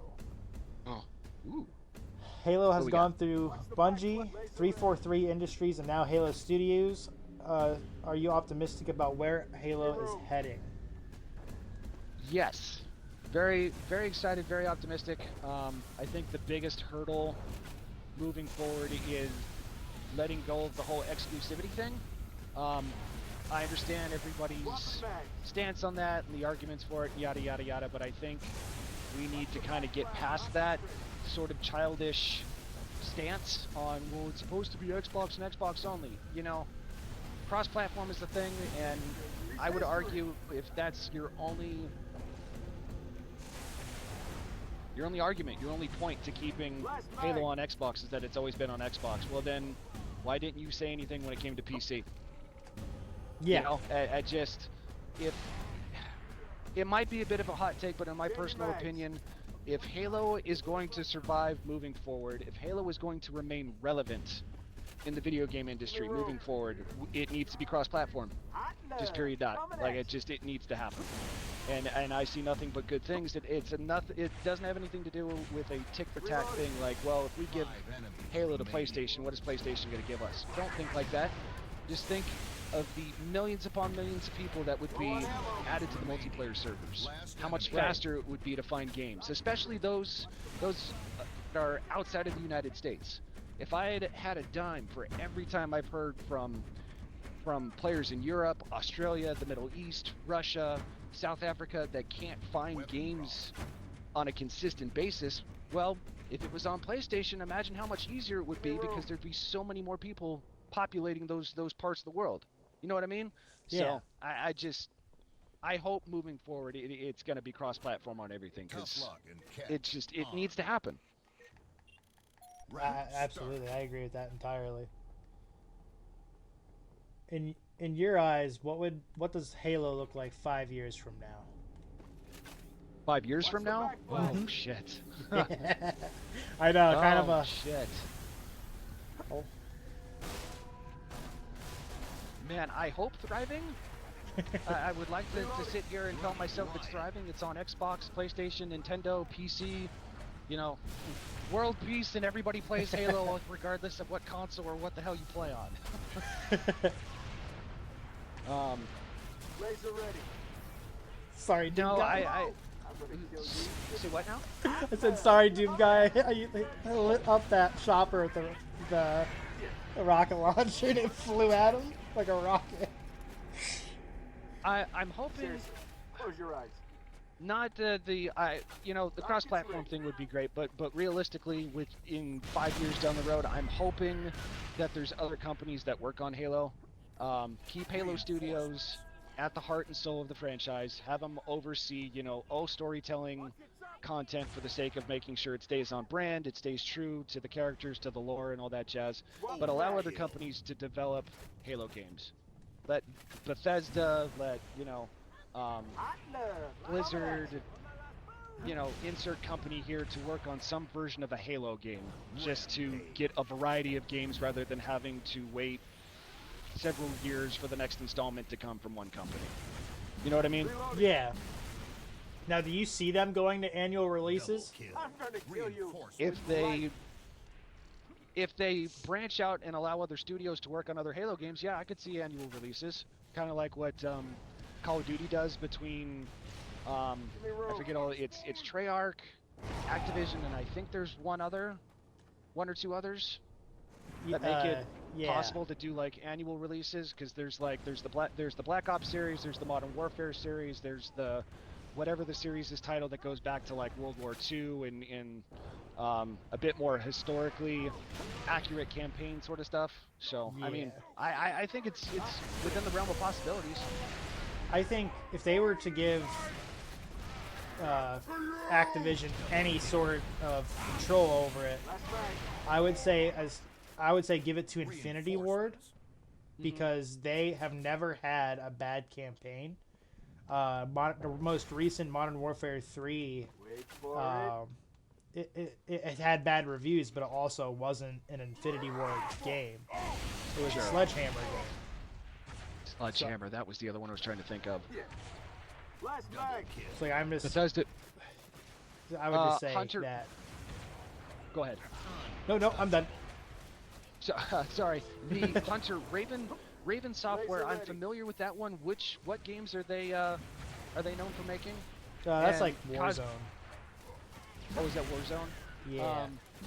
And Cosplay, Bethesda has the roadmap, sure, but if they decide that they want to work on a Halo game as well, they could expand. They could open up another building and hire a team surrounding a Bethesda-made Halo game, not to take away from the teams that are already dedicated on the next Elder Scrolls game. I'm kind of interested to see what that would look like if they did that. If done right, again, just keep Halo Studios at the core to make sure that we don't get another, silver timeline debacle like we did with the TV show. Just keep everything on brand and whatnot, but then let them do whatever it is that they do best. I think it would be really successful. I'm gonna pitch an idea here. Imagine What you got? you're on. Seriously. It's like a Halo Reach DLC-ish type idea. You're a. I don't want to say Spartan, because obviously, play as like a UNSC Marine or something. And it's like pockets. You're trying to find survivors after the glassing, and you're trying to dodge more Covenant that are patrolling, kind of like what you do in any other Halo reconnaissance sort of thing, and just trying to make your way off the planet. That'd be a fun idea. I feel like it would be a successful one. That reminds me of the book that came out a couple years ago, Shadows of Reach. Yes. Are you familiar with that one? I haven't read it, but I know of it. So the general synopsis summary of the story is that Master Chief and Blue Team go back to Reach to recover thought to be lost assets, UNSC assets. That's as much as I'll say, because it leads into the events of Halo Infinite. But that book reading that, one, was a really great read, and two, because you're back on Reach, it's an excuse to bring back some Reach mechanics and just maybe dive into that lore a little bit more, and just how much fans loved the Halo Reach game, and just everything involving Reach. Like, it kind of seems like it's a missed opportunity. So yeah, 100%, like, going back to Reach, and you don't even have to play as Chief, like as you said, just somebody who survived the glassing, and now you got to figure out how the hell you gonna get out of here, you know? You know, I didn't think of this. And if you're not gonna be a UNSC Marine, there's, I don't know if this is true or not, so someone might have to fact check me. Noble 6 lived at the end of that. He fought hordes of it, and like he lived. He's alive in a cave. It could, if it were to do that, carry on, and he's Noble 6. Yeah, you're Noble 6 gathering, and you're like obviously the leader-esque character, finding all these Joes. Real quick, just pause. J Tracer coming in with the huge raid. Thank you very much. Yeah, we're just rocking and rolling on some Firefight. I've got Swoll here, just talking about Halo in general, the future, and shooting a bit of a podcast episode here. So yeah, we're just hanging out, having a good time. Thank you for bringing in your viewers. Hope you had an amazing stream. Appreciate you. Much love, guys. Thank you. Running low. Yeah, I think the game idea would be great. Like, I think there's a lot of potential there. Absolutely. So if Halo Studios were to call you tomorrow and ask for one piece of advice, what would it be? Listen to the community. Listen to the community and hire the forgers. Yes. 1,000 times yes. I don't know how much is actually listened to, but something that stuck with me, and granted, I don't think it's really applicable now because Halo's in the hands of a different company. Listening to the top 1%, essentially the pros of the game, dictate how the multiplayer experience is going to be for everybody, I think is one of the biggest mistakes that you can make. When it's the other 99% of your community, your player base, that's going to ensure that your game is successful and that the franchise continues to flourish and grow. You know, obviously, the pros in the top 1% have their place when it comes to ranked competitive play and whatnot, because that's their bread and butter. You know, that's what brings in the big bucks and the esports and all that jazz. But their critiques and changes to multiplayer should not be a blanket thing for anybody and everybody. I think that was a big mistake, and hopefully they've learned from that, along with, you know, if you guys are going to focus on other content, but you've got these amazing forgers and creators that are spending thousands and thousands of hours to create content and maps and whatnot for your game, pay them. Bring them onto the team, let them do their thing, let them cook. Just, they deserve that chance. Doesn't matter if they don't have degrees or whatever, if they've proven themselves with everything that they've done over the years, just bring them onto the team and let them do their thing in an official capacity. And just a caveat off that, if that's a thing that, like, no, they need to have some sort of education or whatever, all right, cool, show them your portfolio, show them everything that you've done. And that's just it. Yeah, like, forget, like, I feel like that's such an old school way of looking at things. It's like, if you have proven yourself and have been making stuff for years, and it's been used in matchmaking and became popular with the community and whatnot, I feel like that's all that really needs to be said, you know? Nothing else really matters. If you're capable of doing the job you're hired to do, then nothing else matters. Absolutely.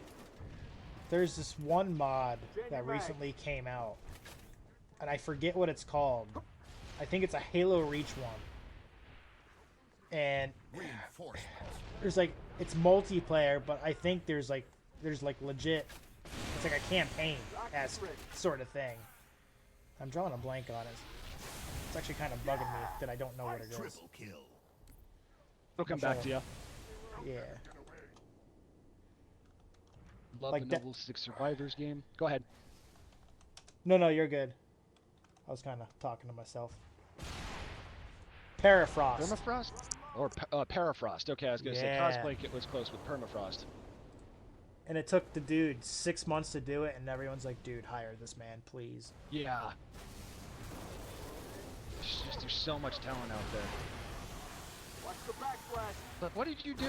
How'd you make this? Oh, you know, just a couple rubber bands, bubble gum, you know, like what little resources you have. And it's like, can you imagine what they would do if they had all the freaking tools at their disposal that you do or that the studio has? Like, it just let them do their thing. Final question. Tony, it has been a long time. What's up, dude? And that's another thing. You could like label it something cool. If you're hiring, make a team of modders. And you could call it, I don't know, something pertaining to Oni. Just as a yeah. non-DAs, you can't tell anybody that you're part of this team, but this is your job. Yeah. And like have like, I don't know, like your own secret lore or whatever you want to call it. Yeah. Like, 100%. and that could create a whole other segment to Oni and Reinforcements. evolve the story even further.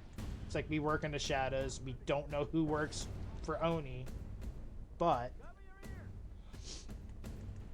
yeah, I think that would be kind of sick. Actually, I never thought of that before. Tony Stark built this with a box of scraps in a cave. Yeah. Forgers working with, you know, Windows Vista on a laptop that takes, you know, 10 years to boot up. Create all this amazing Halo gold. Can you imagine if they had the tools that Halo Studios has? So we may have dabbled in this a little bit, but if Halo Studios gave you complete control over Halo's next game, what would you like that game to look like? And any species of your own design that you would implement, or any sort of plot that you would implement for the next upcoming game, Oh man, for your very own. that is a loaded question. Yeah. If I had complete control over that, I would keep the main story focused on Chief. Whatever is next in line for Chief is the launch campaign of, let's just say, Halo 7. It focus on Chief, whatever's next there, but the DLC content that I would focus on afterwards, post-launch, would be Spartan Ops 2.0, and it would kind of be like a season pass where 2 to 3 times a year we'd launch a new campaign experience surrounding a different character. So, Okay. first-person shooter Jerome, Arbiter, Fireteam Osiris, Lasky, you know, insert whatever the community wants to see. You know, we would take a poll from the community. What sort of campaign DLC or what story do you want to see told during what events? You know, leading up to 5, leading up to Infinite, leading up to now, whatever it is, just to keep that going. And then in terms of multiplayer, bringing back other playable models. So elites, I would add brutes, I would add Forerunner soldiers, anything else that the community want to see, but would keep it exclusively to just Forge, and allow the community and the Forgers to come up with ideas as to how they would like playlists and maps and whatnot to be built around the different sized character models. Because like if you go back to Reach, the elites and the Spartans have very different character sizes. It's a noticeable difference for invasion, for generator defense, and all that stuff. So to bring back other playable character models, I think would be a lot of fun. It just doesn't need to be match-made ready.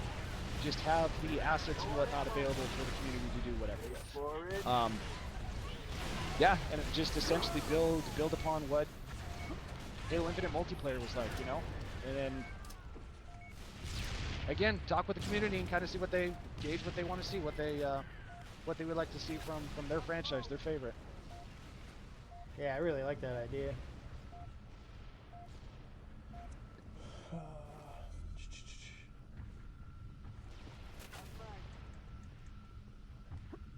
What would you design if you were to design your own alien species, what would be their abilities? Like, just describe them if you were to create your own. Something inspired by the Zerkers from Gears of War. Something that is arguably more terrifying than the Flood, and is just in your face, does and wants to do nothing more than rip you to shreds. So imagine the energy of like a brute that goes nuts, like when they go apeshit crazy in Halo 2, but like the scary size and intimidation of like a hunter times two. Yeah, I'm having a hard time trying to picture what is scarier than a hunter. Yeah, like I mean, Zerkers are pretty freaking terrifying, and just when you thought they couldn't get any better, we had the lambent Zerkers in Gears 3. So it was like, okay, well, that's terrifying. That's a nightmare of a nightmare. So I'm just picturing like I told you, I started Doom. Those giant I don't want to call them mechs, but like those giant demons and the giant Doom Slayer guy fighting in like the background of like some of these missions, and I'm just picturing like a hunter sized one of those with a Mac cannon. with a Mac cannon, holy, you're I'm really just like, talking about oh just my being God. erased from existence. I'm like, oh my God. Because the first time I saw that a giant, like one of those giant things, I'm like, oh my God, dude. Like when you get inside that giant armor, I'm like, dude, I'm a literal Power Ranger in this thing.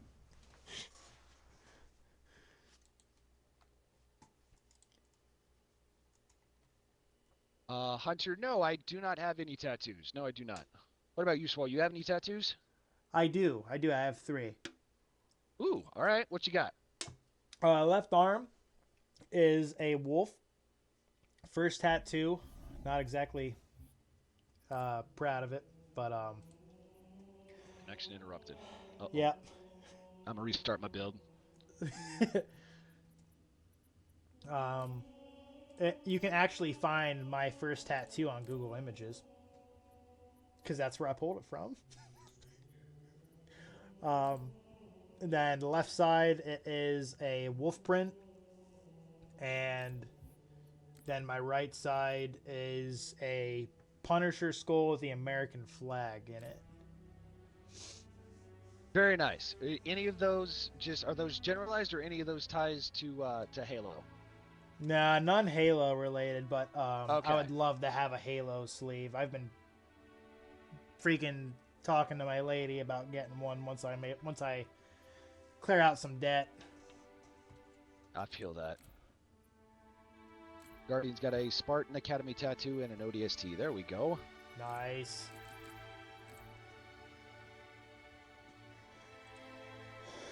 All right, got the lobby back up. Should be able to join back in. Oh. All right. What difficulty are you gonna play Campaign Evolved for your first playthrough? I'm thinking normal, just for the sake of just being able to casually be able to enjoy it. I feel like I'm not going to be able to enjoy it as much going through it on Legendary, just not knowing how difficult it's actually going to be.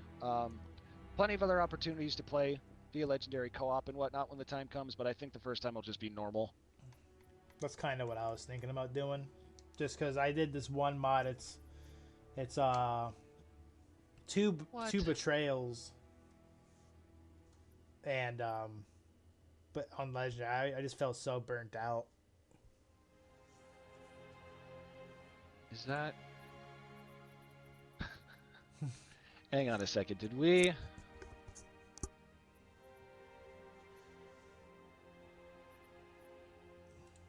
Because we quit out of that. Hang on. No? Okay. Well, because somebody apparently quit or was forced to quit, somebody got a temporary matchmaking ban, it looks like. Oh no. Yeah, so I don't know how long those are actually good for. I backed out to check and see if it was me because I restarted as well, but so. How about we rotate over to Halo Infinite? No, switch to Infinite? We could do that. Yay, switch to Infinite, get more people in. Let me get the game switched over here as well. And I didn't think of this until just now, but when we go to wrap up, we should go into Do you remember if Halo Infinite has like a theater mode or something? Yeah, they do. It does have a theater mode, but I'm not too familiar with how well it works. I was just gonna say like we could get a bunch of people in there and get like a group photo. Yeah, I mean I think that would we be could absolutely sick. do that. That would be I'm awesome. down. You don't see people doing that anymore. No kidding. Not too many. And yeah, he's always open, guys. Lobby is always open.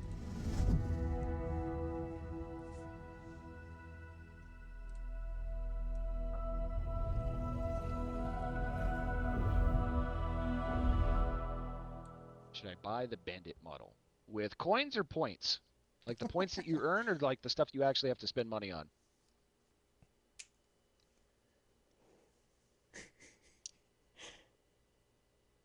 As men as always have to ask, and I appreciate you for doing so, Hunter. Genuinely.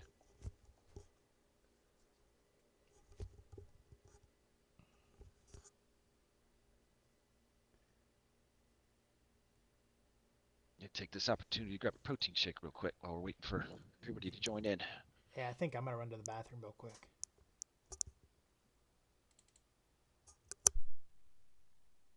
Oh, there he is. Warp, warp, warp.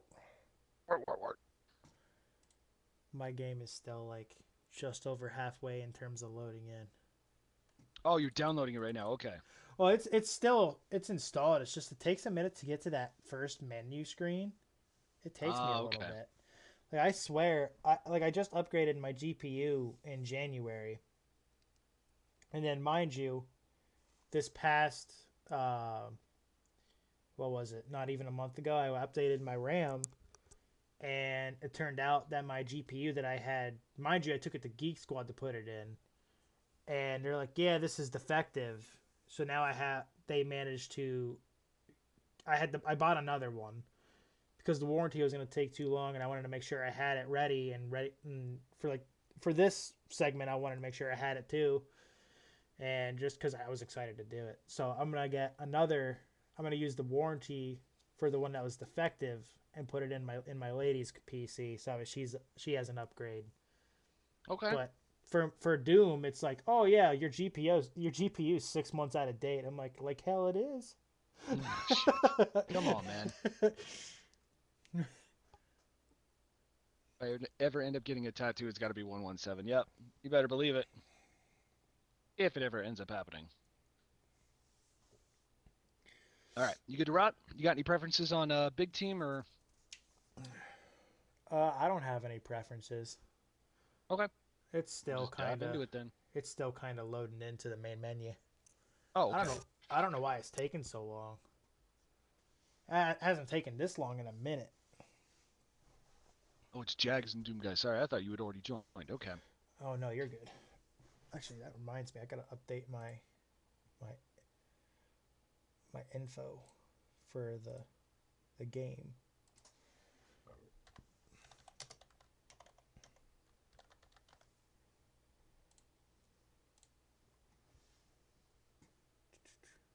Still nothing. I'm hoping maybe they'll reach out or do something this weekend. They literally just wrapped up their European tour and whatnot, so That would be so sick. we shall see.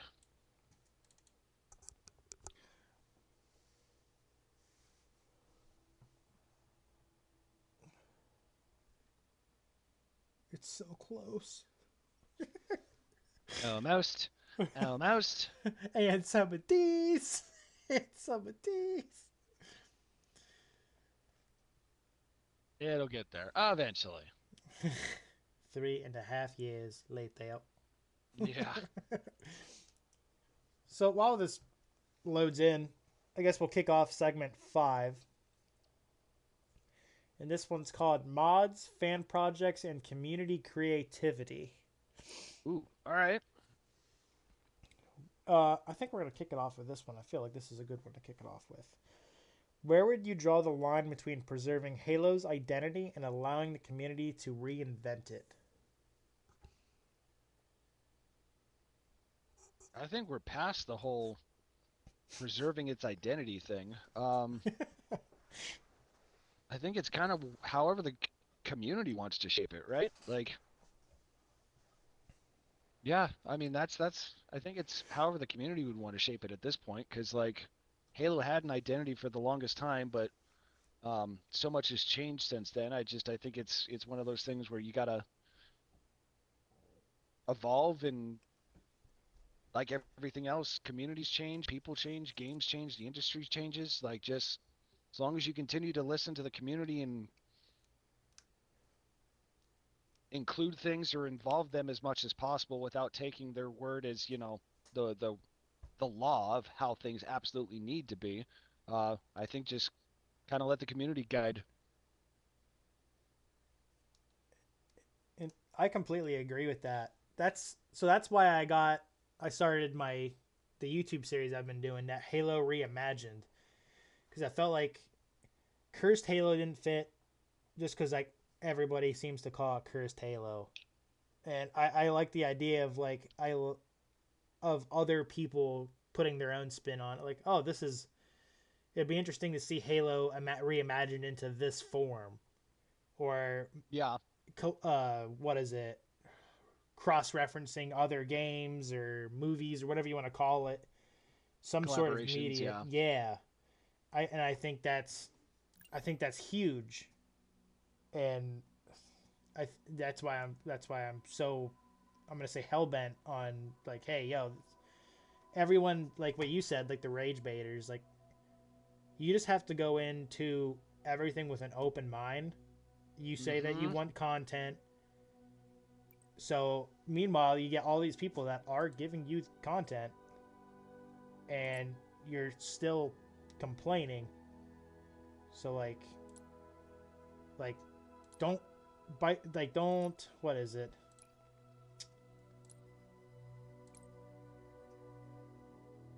Don't give people crap, and they're the people that are trying to get you that content uh, that you so desperately want. Yeah, I agree. Hunter, yeah, I've only been through it once. I need to go through and do it co-op, Okay, legendary, all that jazz. I think I joined you. Okay, yeah, I went ahead and we started searching just for the sake of getting some games going here. So, but no, I agree. I think being open-minded is important, and that it's actually funny that you mentioned that when the talk was that there was Halo Battle Royale that was being developed, and everybody was like all up in arms, supposedly, anyways. And that's one of those things. Like, how do you get angry at that idea when Halo is already like positioned to be a perfect Battle Royale candidate between the OSTs and the Flood or Covenant cruisers, like slowly glassing the map, and Sentinels picking away at player health if they're stuck in a glassing, or the Flood creep or whatever, and there's so many Spartans and characters and maps and stuff that you could run with, and just like, I don't think it's gonna happen now, because that the battle royale thing is just such a stale and tiresome game type.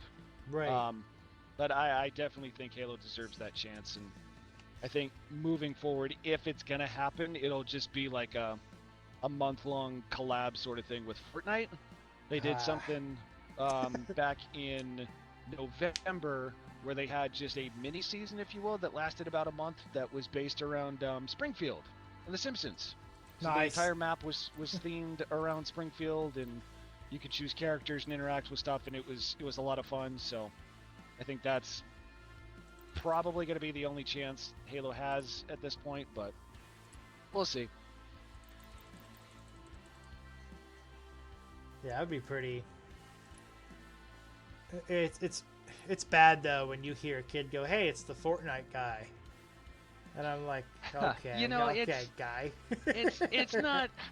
It's a little cringy, sure. It's like, oh, okay, so nobody's taught you, but like we had that chance, and that was another one of those things where, like, when Master Chief was added to Fortnite for the very first time, it was like, we as a community blew it, because we had this opportunity to introduce Halo to all these kids and this generation that knows nothing of it other than the green armored dude from Fortnite. So instead of reaching out with open arms and offering to play like co-op and teach him and whatnot, they were greeted by the community yelling, screaming, and cursing at them. So it's like, just think Yeah. about that for a second. If you had a 7 or 8 year old niece or nephew being introduced to video games for the first time, and they made that comment, and you curse them out or make them feel like shit rather than introducing them to, this is where this character came from, and this is why I love this, and he's got a really cool story, and yada yada yada. So it's just That's ah. very true. Yeah.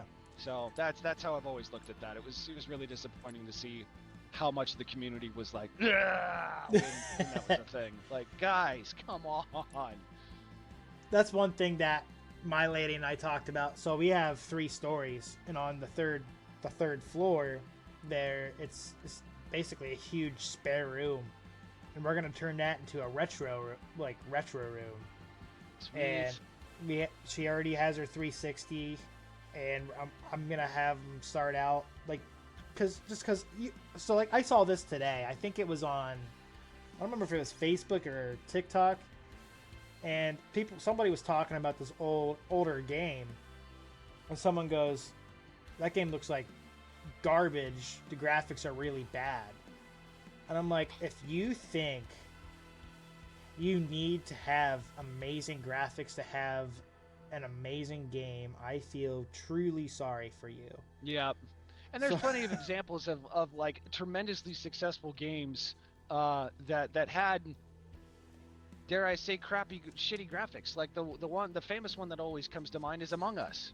Among Us looks like it was done by a toddler, but ended up being like one of the biggest games for years because of how much fun it was. Right.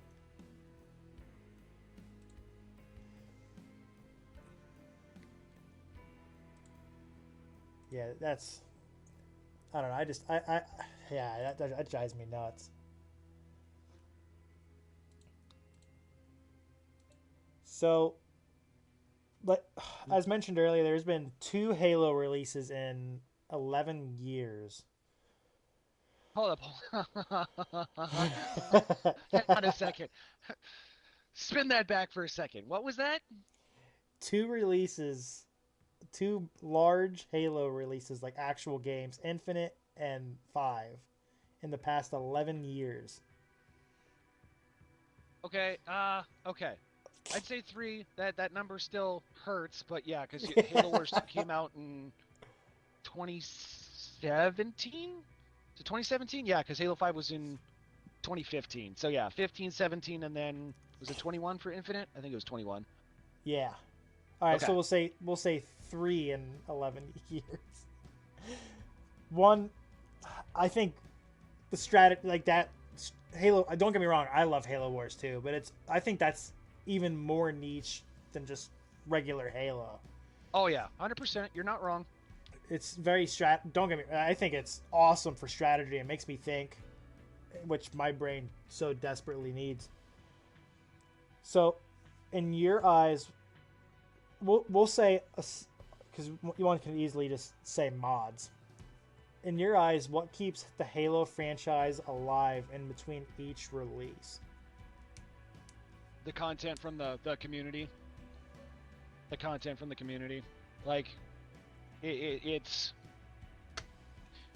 Say what you want about Fortnite, but you cannot argue they are one of, if not the most successful video game in recent years, if not of all time, because of the size of that team and the consistency at which they put out content.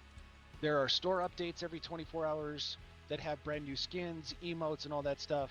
You have a map that is constantly changing and constantly evolving in ways for players to interact and have different experiences every single time. Um, I think that method of success is something that companies wish they could do. They just don't want to put in the time and effort that is required to do something like that.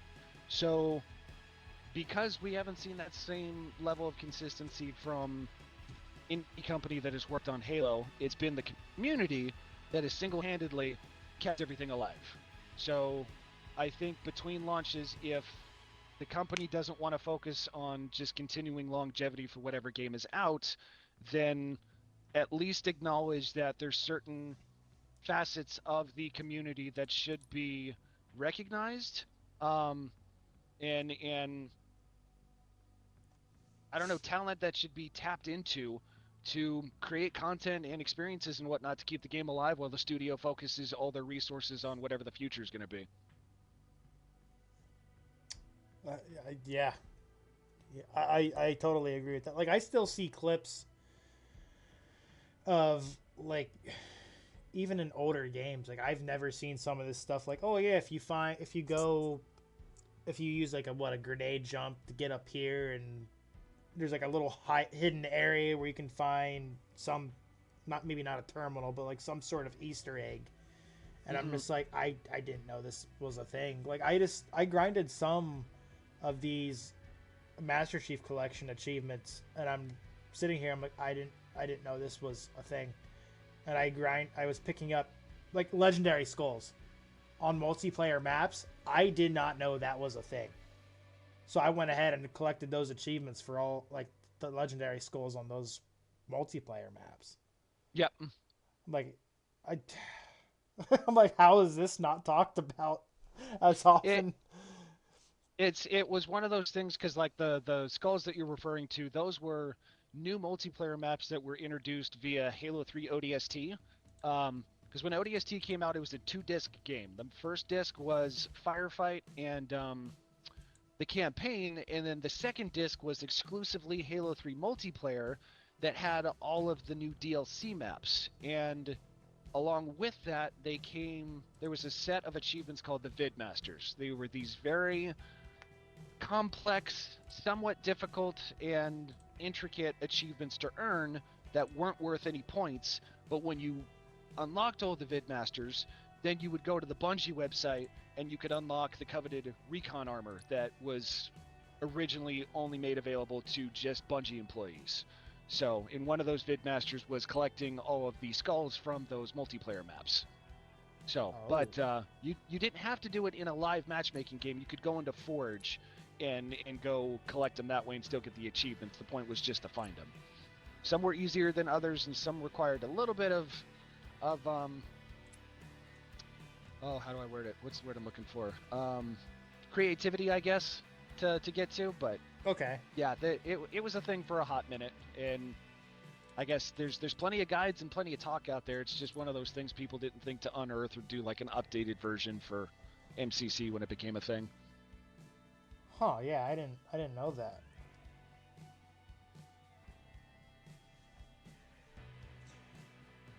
Have you ever seen a Halo community made project and thought Halo Studios should really be paying attention to that specific project? I don't know if there's a specific project out there per se, but shit, just do some research on the community, and there are countless projects and just so much amazing content out there. There's not a specific one that comes to mind because I feel like all of them deserve some sort of attention in some way, shape, or form. But yeah, I just no, there's not one that specifically comes to mind. Just look around in the community and just throw a dart. You'll hit like a dozen of them. Oh gosh. Answered that one. Alright, so this dives into a little bit less focus on Halo and more so on Xbox and the industry. Okay, this will be a fun one. Yeah. So there have been lots of changes with Xbox over the years, and especially more recently. How do you feel about the overall direction on where Xbox is going? I'm not as confident as I once was with the direction. I still think it's heading in the correct direction, but there's been a couple of things that still make me worry because, like, Asha, in every way, shape, and form, is like the answer to Xbox fans' prayers. Like, I wish she was around since day one because I think Xbox would be in a much better competitive position now if she had been there from day one. But the right moves are being made. in terms of direction of the Xbox, there was a recent announcement that came out, or confirmation, that the Project Helix, which is the next gen Xbox, um, has been delayed now, and Asha did confirm that it will still have a disk drive to support physical media, um, which is great. But it's confusing because she'll come out and she'll say that gaming should be something that everybody can afford, but then shortly after the announcement comes out that the Xbox Series S and X models are gonna go up by $100 to $150 in August. So it's like, well, wait a second, you just said this, and Yeah. then Sony came out and said a couple weeks ago that starting in January of 2027 or 2028, I think it's 28, they are no longer going to be making physical copies for games. And later that week, Microsoft confirmed that they are working on a disc to digital sort of thing for Xbox, but there wasn't a heck of a whole lot of details there, suggesting that they're going to go all digital. But then Asha came out and said, well, now Project Helix, which was previously confirmed to be all digital, is now confirmed to be delayed and will have a disc drive. So it's like, I'm confused now. Like, it's you've done a lot of great things, but it's like, can we get some clarity as to what exactly we can expect to see from Xbox moving forward? I don't think that was originally what they were thinking. I think they literally, like, PlayStation dropped that news that they did, and Xbox was just like, all right, we gotta top them somehow, and they listed off the idea without really thinking about how they were gonna do it. Sure. I will say in general though, it's moving in the right direction. The fact that Asha, pardon me for saying this, it's going to be a little crass. Asha has got the balls to put her foot down and tell these execs, like, if you want to be successful and if you want to continue making money, this is the way things are going to go. You're not going to tell me how to do my job. I'm going to do things for the better, what I'm going to do is in the best interest of Xbox and making Xbox a competitive platform to be on, rather than just bending over and doing whatever the execs want to do, which is how things have been as of late. So I gotta say, I respect that. I appreciate it. I'm hoping that she'll stick to that, and as time goes on, she'll continue to earn the trust and respect amongst Xbox fans and just people within the gaming industry in general. I'm curious, like, how long was she shadowing Phil for? I honestly don't know. I didn't hear too much about that, because when she was originally announced to be taking over as the Xbox CEO, everybody was caught up on the fact that her background was almost entirely comprised of working with AI. Yeah. So, and there wasn't much in terms of like gaming experience there, so there was a lot of skepticism that it was going to be the correct hire. But she's done nothing but make everybody slack jaw and make double takes and whatnot. So I mean, she's doing great things for Xbox. Yeah, I can second that. Ever since she took over, I'm like, I never got collector's editions like I did before.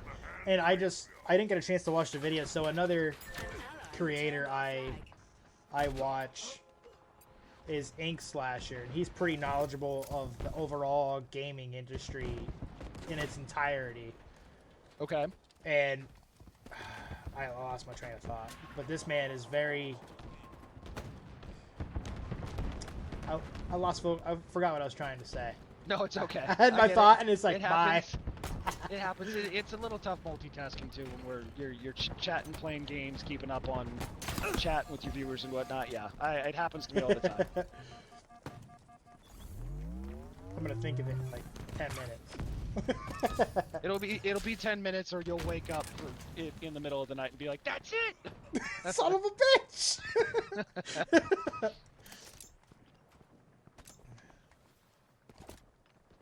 I am so ready for this to be Halo Fest already. Yeah, it's gonna be here. It's gonna be here before you know it, man. It's creepy. It's gonna be a good time. Trying to just enjoy the here and the now, because like I'll blink and it'll be middle of December driving up to Seattle, and it's like, holy crap, what happened to this year? So what excites you most about Xbox's future? the fact that it's in Ash's hands, and she's pushing back on the Apex and everybody that's been essentially dictating how things are done. You know, with That's- all of that. Sorry, I didn't mean to cut you off. You know, No, with you're like good. all that, what is it? Shadowing. She was keeping her mouth shut for a long time. It's. I don't want to go down the rabbit hole too much here because there's a lot of negativity and I don't want to be negative. Right. But going back to like the stuff with Halo 5 and the botched launch for Halo Infinite and all that jazz, and it was like, well, was this a 343 thing? Was this a Microsoft thing, et cetera, et cetera? I think it was a little combo of both, more so on the Microsoft side of things, because in recent years, while 343 had Halo, even though they were developing the franchise, it really seemed like it came off as they couldn't do anything without asking for Big Daddy Microsoft's permission. And the recent news with Asha talking about all these layoffs that are going to be happening here soon, and some places had 15 levels of management that Shoot. stuff had to sort through, is just like, this does nothing but back up like how ridiculous some of the stuff with Halo has been in recent years. And Yeah. it's a silly example, but just imagine if you're working in a corporate building like that, you have to ask permission to go and take a piss, but you got to get the okay from 14 or 15 other managers before you can do so. And it's like, well, it's no freaking wonder it took forever to get anything done, because if that's the generalized management practice, it's like, well, then yeah, shit's gonna fail. So it's like, knowing all of that now, it's like, okay, well, if Asha sticks to her guns and forces Microsoft to just make sure that, hey, you hired these companies for a reason, these teams for a reason, let them cook, just make sure they get paid every paycheck, and just let them do what they were hired to do. If we are going to be successful and Xbox is going to be a competitive platform, then these people need to be left alone to do what they need to do.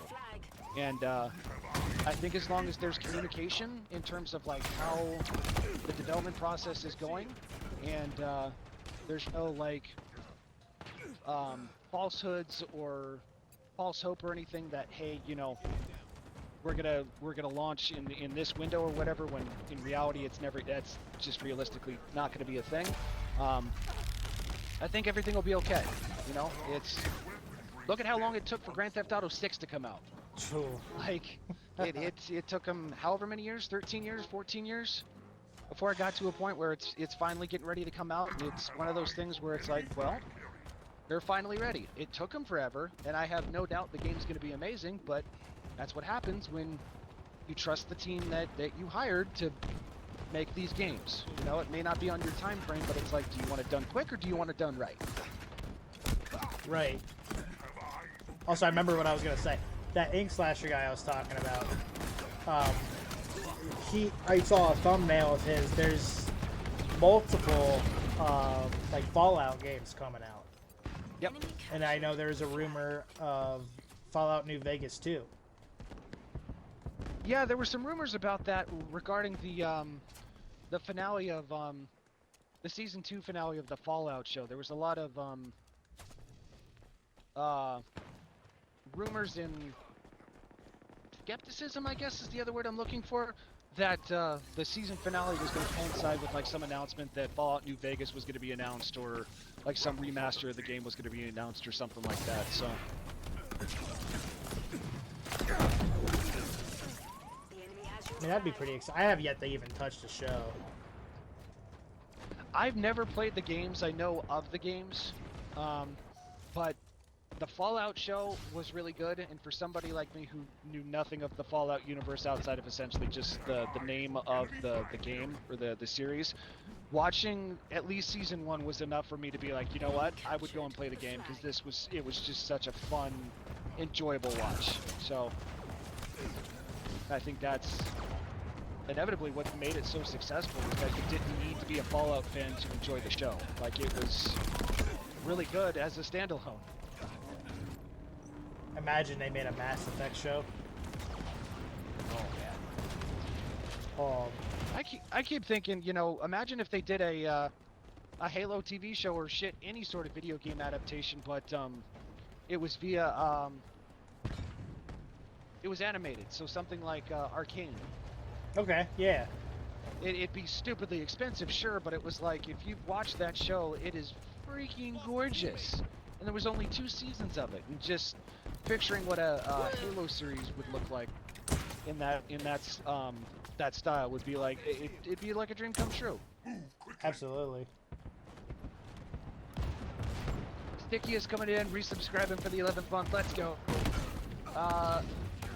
Just saw Odyssey in IMAX. Yep, I saw it yesterday myself. Just saw it yesterday myself. Absolutely phenomenal movie. No spoilers other than if you do have the opportunity to go and see it in IMAX. It'll be a whole different experience compared to just seeing it at your run-of-the-mill movie theater. I hate the fact the Halo show got so much hate. I personally really liked it. You just have to go in, like, go into it like it's a mod. Yep. It's not gonna be what you expect. It's not gonna be whatever, but just appreciate that it's there. Yeah, it's hard trying to talk sense or to voice my hot take on that without the community just essentially strangling me.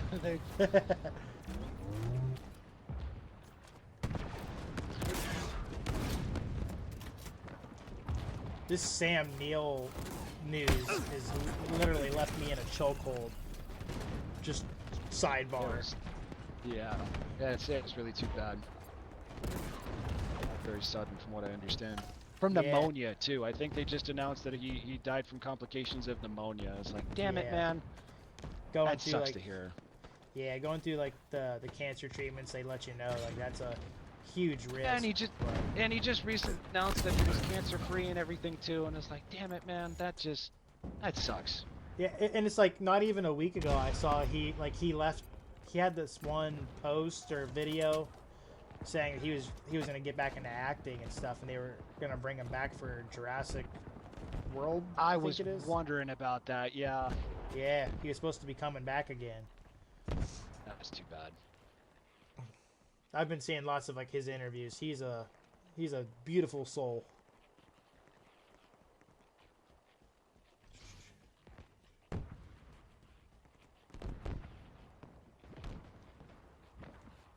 All right.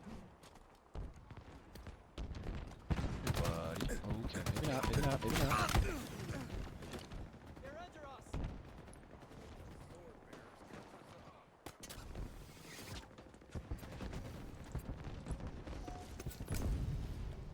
We are actually on the final segment of this Sweet. interview. So this is Actually perfect. We've got a little under an hour to go here. Yeah. So if Halo did not exist, what franchise do you think would be the next runner-up in today's climate? Man, I want to see Gears of War, but if you're saying Halo doesn't exist, I mean, one could argue Gears of War might not exist then, because the Xbox may not have survived past Gen 1. I honestly don't know. I don't know if I would have continued being a Nintendo kid and maybe became like a mega fan of like Zelda or any of the classic franchises over there. Metroid, Zelda, Super Mario. Yeah, I honestly don't know. That's an interesting thought.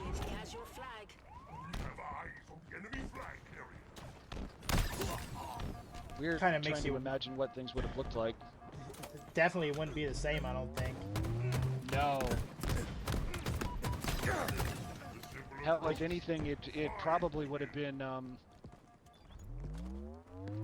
Pokemon, to be honest, because growing up I got into Pokemon shortly after I got into Dragon Ball Z.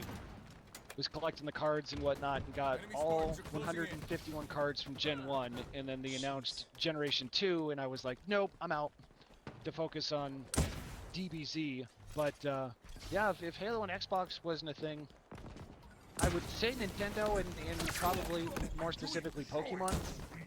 I probably would have really leaned into. Yeah. It's like for me, I would say I would lean into COD, but I haven't touched that in a year and a half, just with all the issues they've had. Sure. This coming October will be the first time I've touched a Call of Duty game in about a year and a half. Damn. And It's been a while. Yeah, because I got so like, I remember last summer, it was before I bought the house, and I just remember I was playing with some of my friends, and I just between burnout and just all the issues that they weren't fixing, I was in the middle of gaming, just not even streaming. It was one of the few times I was able to game during that time, and I quit. I'm like, I can't play this no more. This is unplayable to me. Yep. I remember I remember the headline in the controversy around it, but I don't remember the time frame. But it was same sort of burnout and exhaustion from the Call of Duty community that you just explained, that nothing was being done, nothing was changing, etc., etc. Whichever company was handling Call of Duty at the time came out and said that they're getting ready to release this big anti-cheat, which is going to fix a lot of the cheating and whatnot. And then like 24 hours later, it was leaked that whatever the new anti-hack, whatever the hell it was that was going to be implemented in the update, was being sold to people within the Call of Duty community to get ahead of it. And there was nothing that they could do to stop it, short of just doing a complete rework. And it's like, that kind of shitstorm is a whole different level of special. And I'm glad I wasn't a Call of Duty diehard, because that would have been absolutely devastating to me. Right, like that was the whole starting point of my, like, personally, my channel was strictly Warzone. I'm a huge BR guy. I started off with Players Unknown Battleground, and then dabbled in Fortnite maybe a little bit, but not so much for on stream. And then Warzone came out. It looked so realistic. So like now with DMZ coming out, I'm like, ooh, it gave me that itch a little bit. If you're into battle royales, and I can't remember if you said you were a Fortnite fan at one point in time or not, but a few years back they introduced the no building game types that became permanent staples within the game. So if there's ever been any sort of like nervousness or trepidation or anything for Fortnite, I would highly recommend giving the no building game types a shot, especially if you're somebody who likes third-person shooters like Gears, because it is a lot of fun. That competitive edge is still there, and Yeah. yeah, it's a good time. Yeah, I saw Peanut playing that again, and I'm just like, I'm starting to see people dabble in it a little bit again. I'm like, All right, so what is one opinion on Halo that you have that might surprise people? One Halo opinion that might surprise people. Outside of the Halo TV show, which gonna leave that one alone. Um,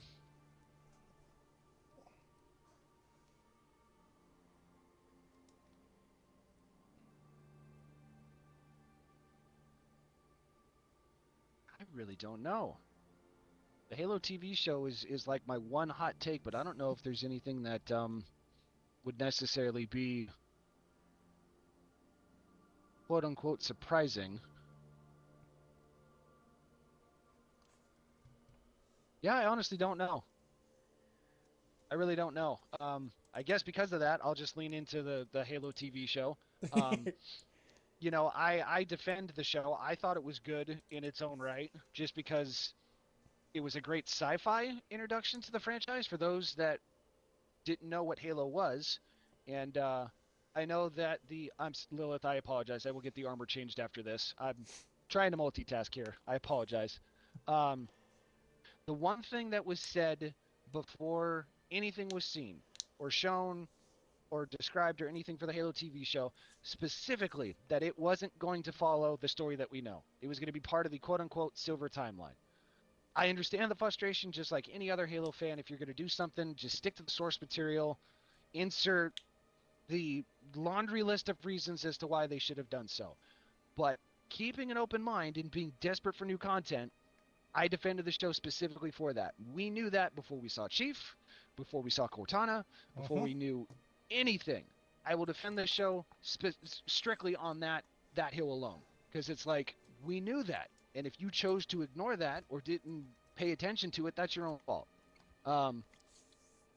So in its own right, it was a successful show, but the community was so freaking loud in its distaste and its hate for the show that it came off as more of a failure than it actually was. And they Because just, it did genuinely garner tens of millions of watches of people just raving about the show, and all these new subscribers for, I think it was Paramount or whatever at the time that had it first. yep. But they were sci-fi fans that enjoyed it as a sci-fi show, not a video game adaptation. So Honestly, I think guess it's that's coming from someone who doesn't. I don't really watch TV, like TV shows. I'm more of a YouTube guy, and I like obviously Sure. gaming. sure.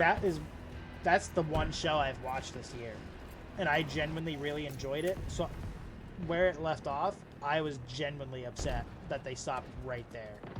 Yep. And I was like, dude, at that point, if you're gonna get to that point, you might as well continue on. I was gonna say, I still think that there's hope, because there's a lot of talk and a lot of rumors that have been going on as of late, which is why I'm very, very, very eager to see how San Diego Comic-Con is gonna go next week.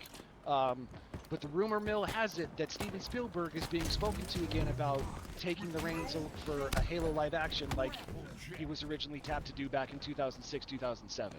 Ooh. So take that with a grain of salt, but it's like, whether they decide to continue with a season 3 and they choose to follow the story where it left off and keep to the books, the games and whatnot, or if they do something else entirely, I still think that we're going to get something here sooner rather than later. That's reassuring.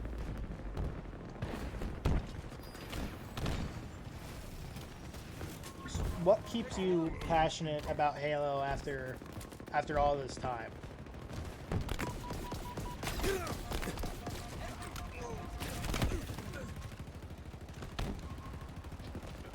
I mean, the core of the game has always been the same. Like the heart and soul has always been here.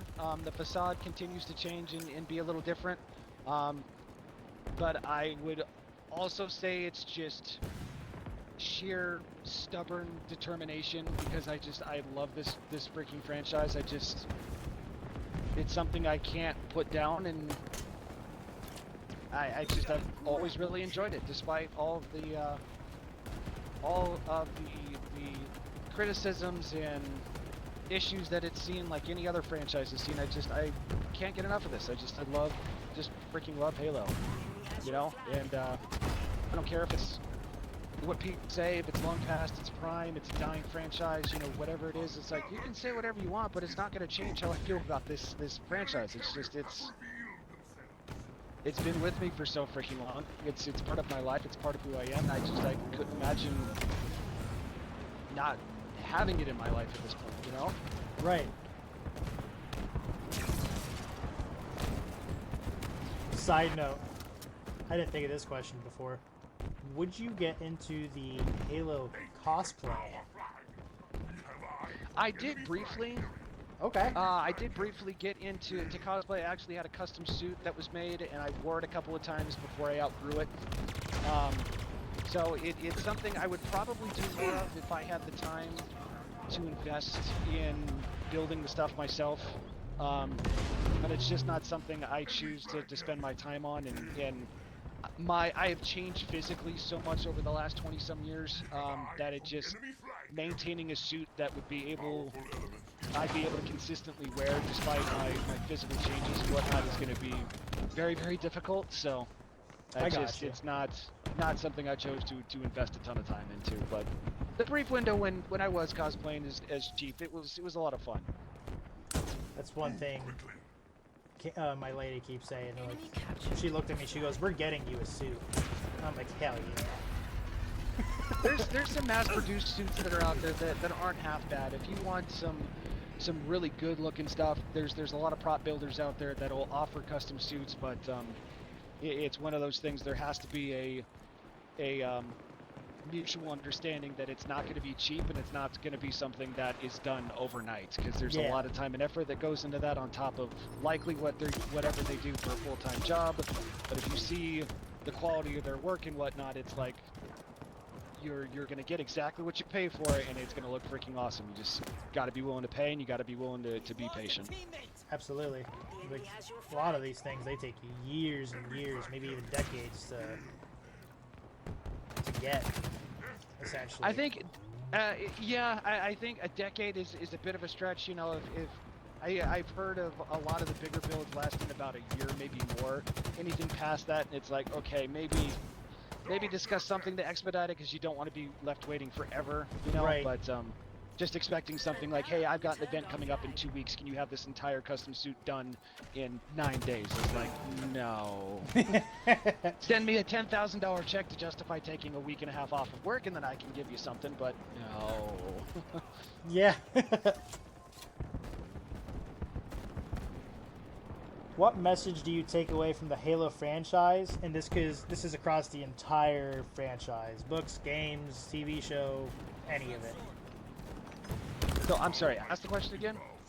What message do you take away from the Halo franchise? And it doesn't, like, it's not just solely from the games, it's just overall. It could be in terms of the franchise, like the creators and developers themselves, the story itself, books, games, more broad than anything.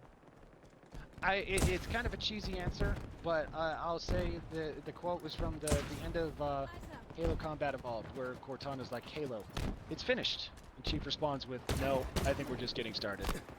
That's what I'd have to say. Like, everybody thinks this franchise is over with, it's past its prime, it's dead, you gotta let it die, blah, blah, blah, blah. And it's like, no, we had our dark period. We're in a new era with new management and a lot of great leadership, and I genuinely think that after some more growing pains here over the course of the next few years, that Halo is going to usher in a whole new era that I don't think anybody is ready for or can even comprehend. I think we are genuinely in for an amazing time here after a little more, after 2 more changes. It's going to be something everybody's going to be like, oh yeah, I've been a Halo fan since day one. It's like, okay. What do you want people to remember when they hear the name, the Legendary 117? Oh jeez. What to remember? Yeah.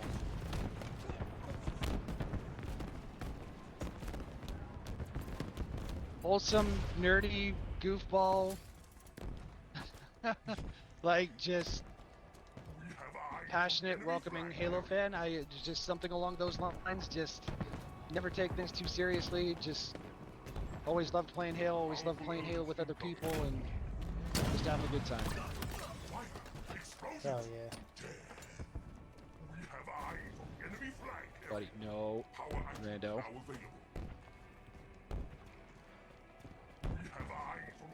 Are there any small projects that you're working on, or I know before you were doing a challenge coin, if you're still doing that, or any projects that you have going on that you want to talk about? There is a challenge coin. We still have quite a few available. I'm gonna be taking some up to the Halo Fest as well. Once we sell a certain number of those, we've got another one that's on standby, and it's a teal strike coin. So it's very similar design, but it's got a teal ODST on one side for the teal strike. The handicap that I have, anytime somebody redeems that on stream, I am forced to play a game with inverted controls, which is the bane of my existence. I cannot play with inverted controls, and they get to choose one weapon that I can't use for the duration of that game as well. So it's a fun one. I don't know if we're going to be launching that this year. In terms of any other projects, we are working on something for Halo Fest for both people that will be attending and those that will not be, because I know a lot of people will not be able to be there, but we're not quite ready to talk about it yet. So Awesome. I'm hoping by September we'll have some additional details for that, but for the time being we're just cooking. Sounds good, man. Where can people find you at? Everywhere. Just social media, just across everything. It's just TheLegendary117. Facebook, Instagram, Reddit, Twitter, TikTok, Kick, YouTube, just everywhere. I go by the same name on everything. And finally, is there any messages that you have for fans, your community, family, friends, Halo Studios? Is there any messages you would like to spread? What, my man? Message that I would like to spread. Continue to emphasize, don't feed into the rage bait stuff. If you see any of that, regardless of what platform it is, just don't engage. Like, if it seems like you can have a civilized conversation, drop your 2 cents and then leave it alone. Don't check back for responses or anything like that, because again, you're paying these people that are purposely doing this, and just play the games that you enjoy playing.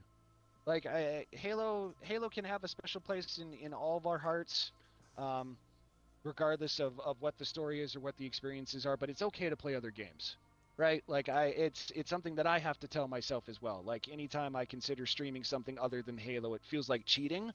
But there's tens of thousands, there's countless games out there. Don't be afraid to play other games.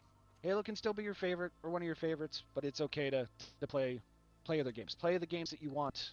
Play the games that make you happy. Just, yeah, don't be afraid to try other games, try other things.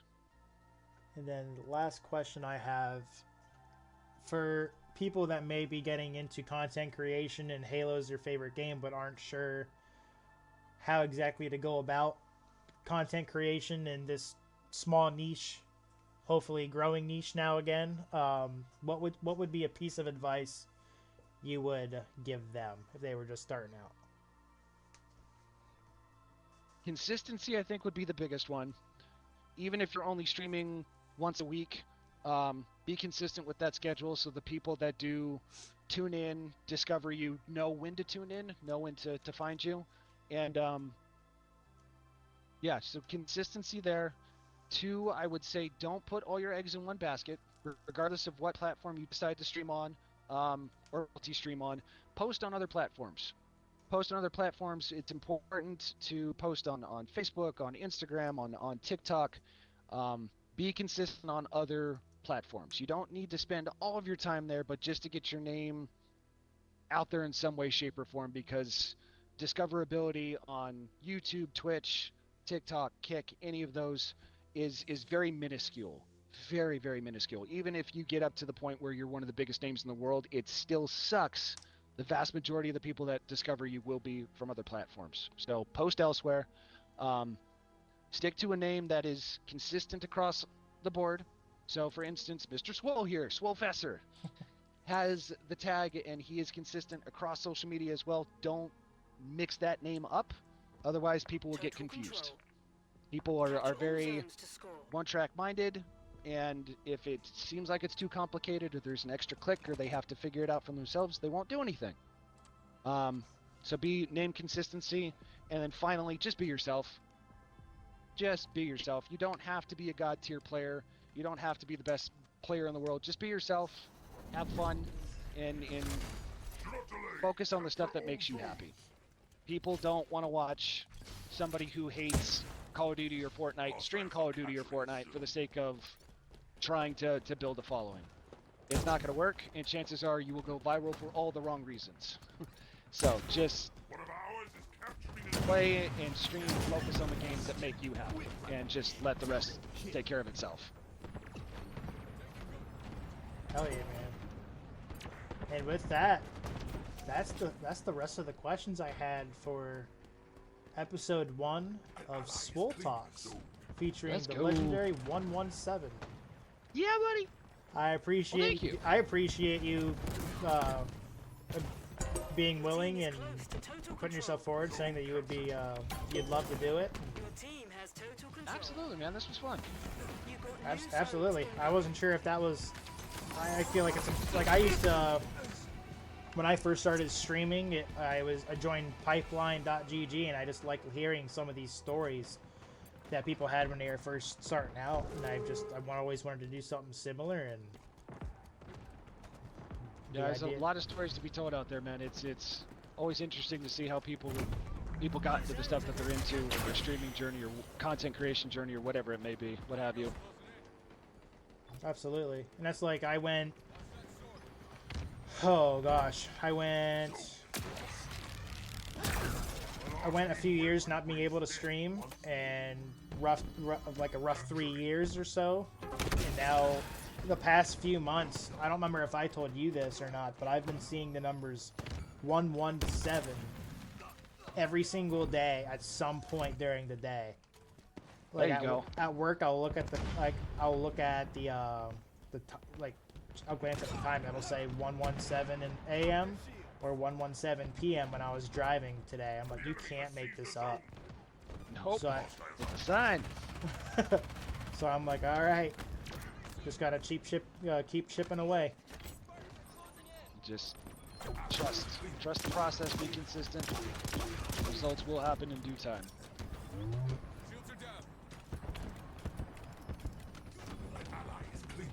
Definitely. And Ash, I love you too, buddy. Definitely excited to see what you cook up. Just in general, yeah. It's Yeah. I waiting for the draft. I think it's in the right direction. I think it's something everybody's going to be pretty excited about.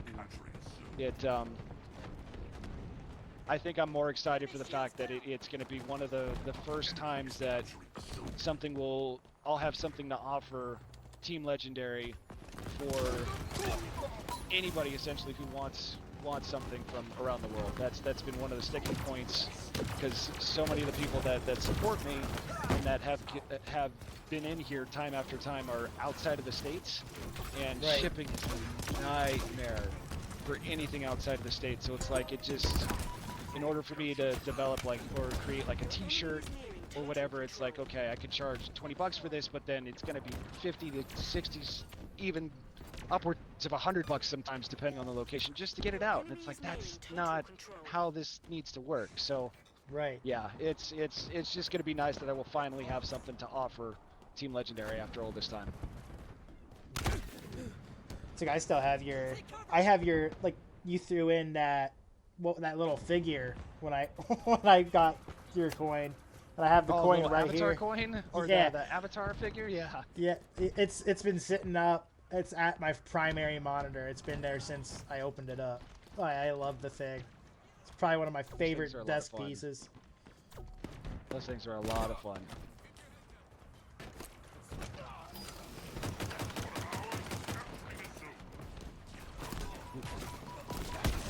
I forgot I had two Majin, pistols. see ya. What's up? I forgot I had two pistols. Uh-oh. I ran out of ammo and I went to melee and I could have Your swapped. team is close to total control. No, put that down. Enemy has an S7 sniper. We'll have to schedule like mod days or something for like those multiplayer maps. I feel like that would be fun. Oh, to get those achievements and whatnot? Oh, no, not even achievements. It's just like the creator, like mod creators, kind of. Oh, gotcha, okay. I feel like that would be kind of fun. Get like a group of people and hop in there Your and team is close to total control. see what they That got. sort of thing, yeah. Hostiles are capturing us soon. One of ours is capturing us soon. Oh, you asked about projects and whatnot too, actually. That just reminds me, I think this one, let me see, what do you say?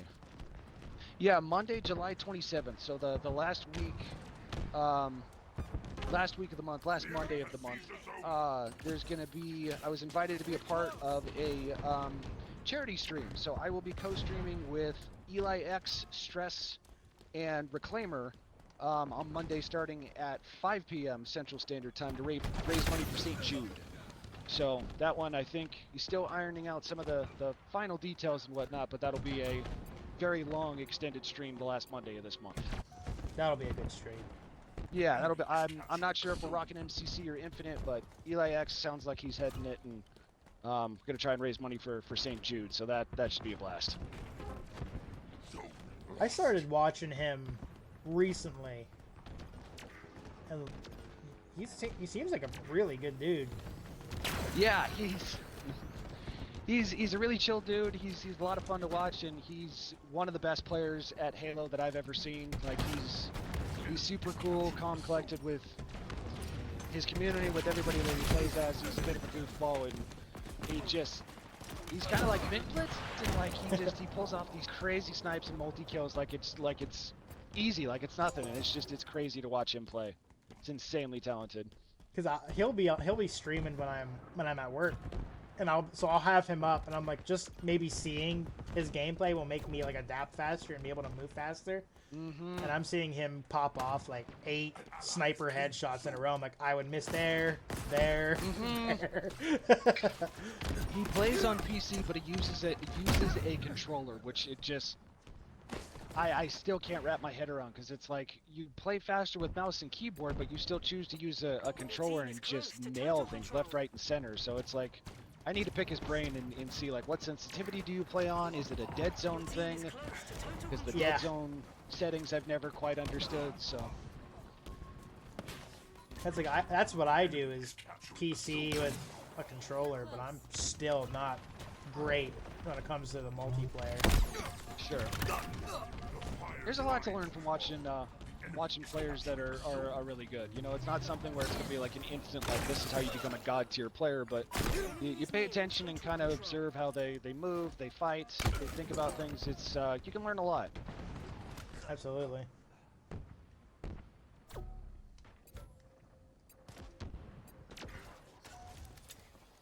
ally is claiming a zone. Ooh, rocket launcher. Yeah, that was a shot. Ow. Ooh, somebody in the opposing team got a Quigley. I'm so excited that the multiplayer voice actor is gonna be there. Steitzer? Too. Yeah. Yeah. I wouldn't have even thought of him coming. Your team is close to total control. It's really cool that he's going to be there. I really hope they get a whole bunch of others too, because it'll be so much fun to have essentially all the voice actors and whatnot there. This is like, so back in the March 2020, early COVID era, I was supposed to go to Ace Comic Con in Boston, and I was gonna meet. At the time, I was this huge Marvel guy, I'm still a Star Wars nerd, but I was gonna meet Hayden Christensen, Ewan McGregor, the voice of Darth Maul. Yeah, what's it, Sam? I think his name's Sam. Yeah. I was gonna meet him. I was gonna meet a bunch of other Star Wars like voice actors, and then also it was gonna be Chris Evans a couple times for multiple pictures. Chris Hemsworth. Yeah, that's a stacked convention. Yeah, it was gonna be. I think Scarlett Johansson was one of them too, and then I had a couple grand invested into that, and then they're like, yeah, they canceled it. That sucks. Yeah, but then the third party ticket, where who they went through, tried to steal a couple $1 million out of it. Your team is close to total control. That So I was doesn't like- surprise me. I'm like, I'm not even gonna bother. I'm just gonna go straight to my bank and say they're not giving me back my money. And they're like, all right, Let good to him handle know. it. Send them screenshots got of the it. articles and. Whole 9 yards. Yep. Yeah, it was too bad. I got super lucky because I was invited to Toy Fair, the New York Toy Fair Your in team has total control. 2020, and You've got new zones in I was invited by Jazzwares, which, in case you didn't know, has the licensing for the Halo merchandise. Oh. So I was in talks with the guy who was handling it at the time, and gave me the opportunity to essentially give the world premiere of the upcoming Halo toys from Jazzwares. It was truly the first time anybody would have seen anything. So that was a great opportunity. Went to New York, got to hang out with them, give the world premiere, all that stuff. Huge thing. I was there for 5 days, and I remember vividly remember as I got on the plane to go to New York, there was a big headline here in Omaha that was talking about like the first big bus of COVID patients Your team is was close being to sent total to control. a local hospital here because of, you know, they were the world's best specialists in this, that, or the other thing, or whatever the hell it was, and I just didn't think anything of it. But when I came back, I was in town. I was home for maybe a day, and that was when everything essentially started shutting down, and it just became this huge thing. So it was like being in New York City just before essentially everything changed. It was so, I don't know, it was so weird and kind of surreal to think about, because it was like we were just there, and now it's a freaking ghost town. Like it was Yeah. really, really New bizarre. zones incoming. Also, fun fact: Boston has a statue of a potato sack statue. That was gonna be another What? reason. Like a sack of potatoes. It was a statue. I was like, because I was thinking, I'm like, I gotta do something aside from, you know, just to say like I've been to Boston, not just go to the event. Sure. And they're like, there's a potato statue. I'm like, that's it. That's the thing. There you go. Potato statue. That's awesome.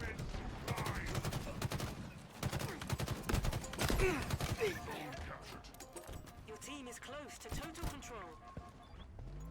The zone is ours. A dumpy grunt. That's a funny name.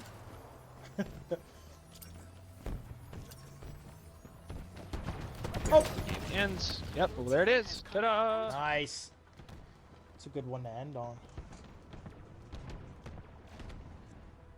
So you wrap it up then? Yeah, I'll probably be wrapping up. You still want to do that theater mode picture thing? I think we've only got a couple of people. I mean, we could. I mean, that's fine. How many people? We got 5 people in here. Yeah, Or we we could go can- and just do a little group picture or something. Yeah, a little group That'll picture work. and then do a bigger one some other time or whatever. I'm fine with it. I'll change. I need Lilith. I know I'm gonna switch over to the tiger armor here, but I'm gonna switch into something else. You know what? I guess not, because I can't change armor right now, so I'll just rock the goofball. Be the goofball. We'll just go into a. Do not allow them. That's a first. A fire team member's online safety settings. Do not allow them to view community creations. What does that even mean? I've never seen that before. What? That, okay, well, okay, that just, whatever. Let me set it up to, no, I'll just leave it as it is. Do you have any specific map that you want to do this on? No. Let me see. Would be a cool one.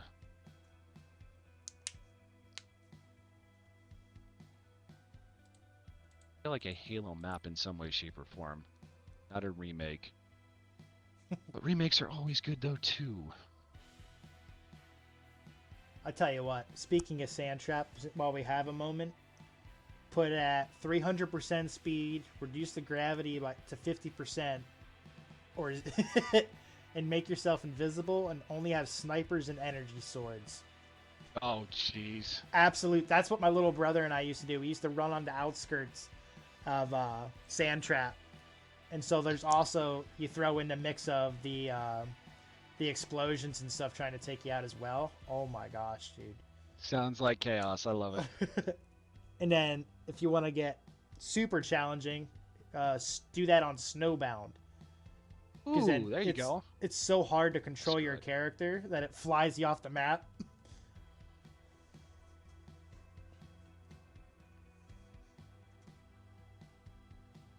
And the center, do not.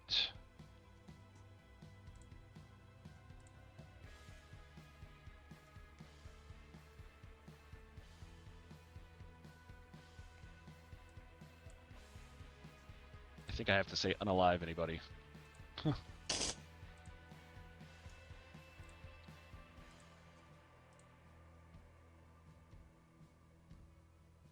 No, set it to free for all real quick. Whoop, whoop, whoop. Let me see. Just do. Yeah, just free for all. Okay. So yeah, we'll just meet up in the center, and then you can just kind of lead as to where you want everybody to group up, and we'll just kind of stand there for a few seconds and go from there. Yeah. Again, a fire team member's online safety settings do not allow them to view community creations. I don't know who.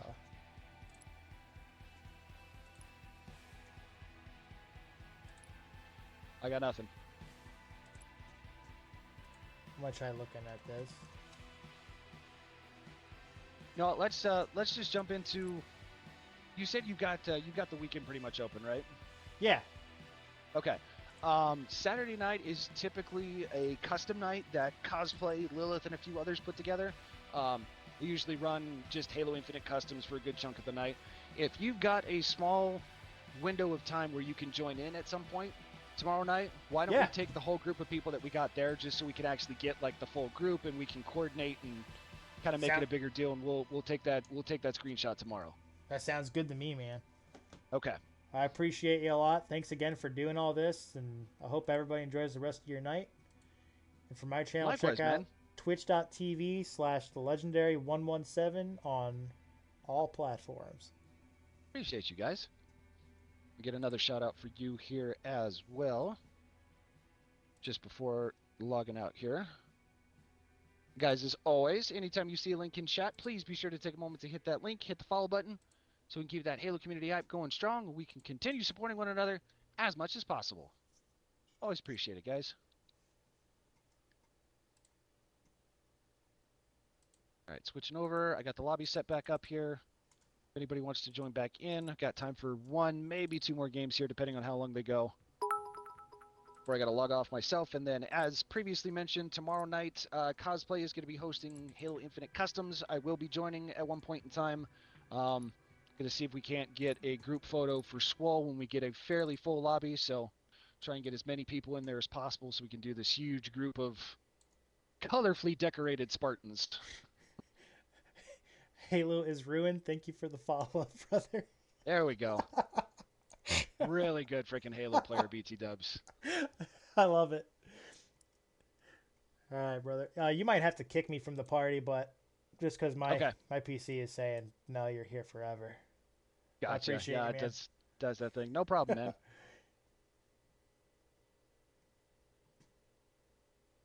There we go.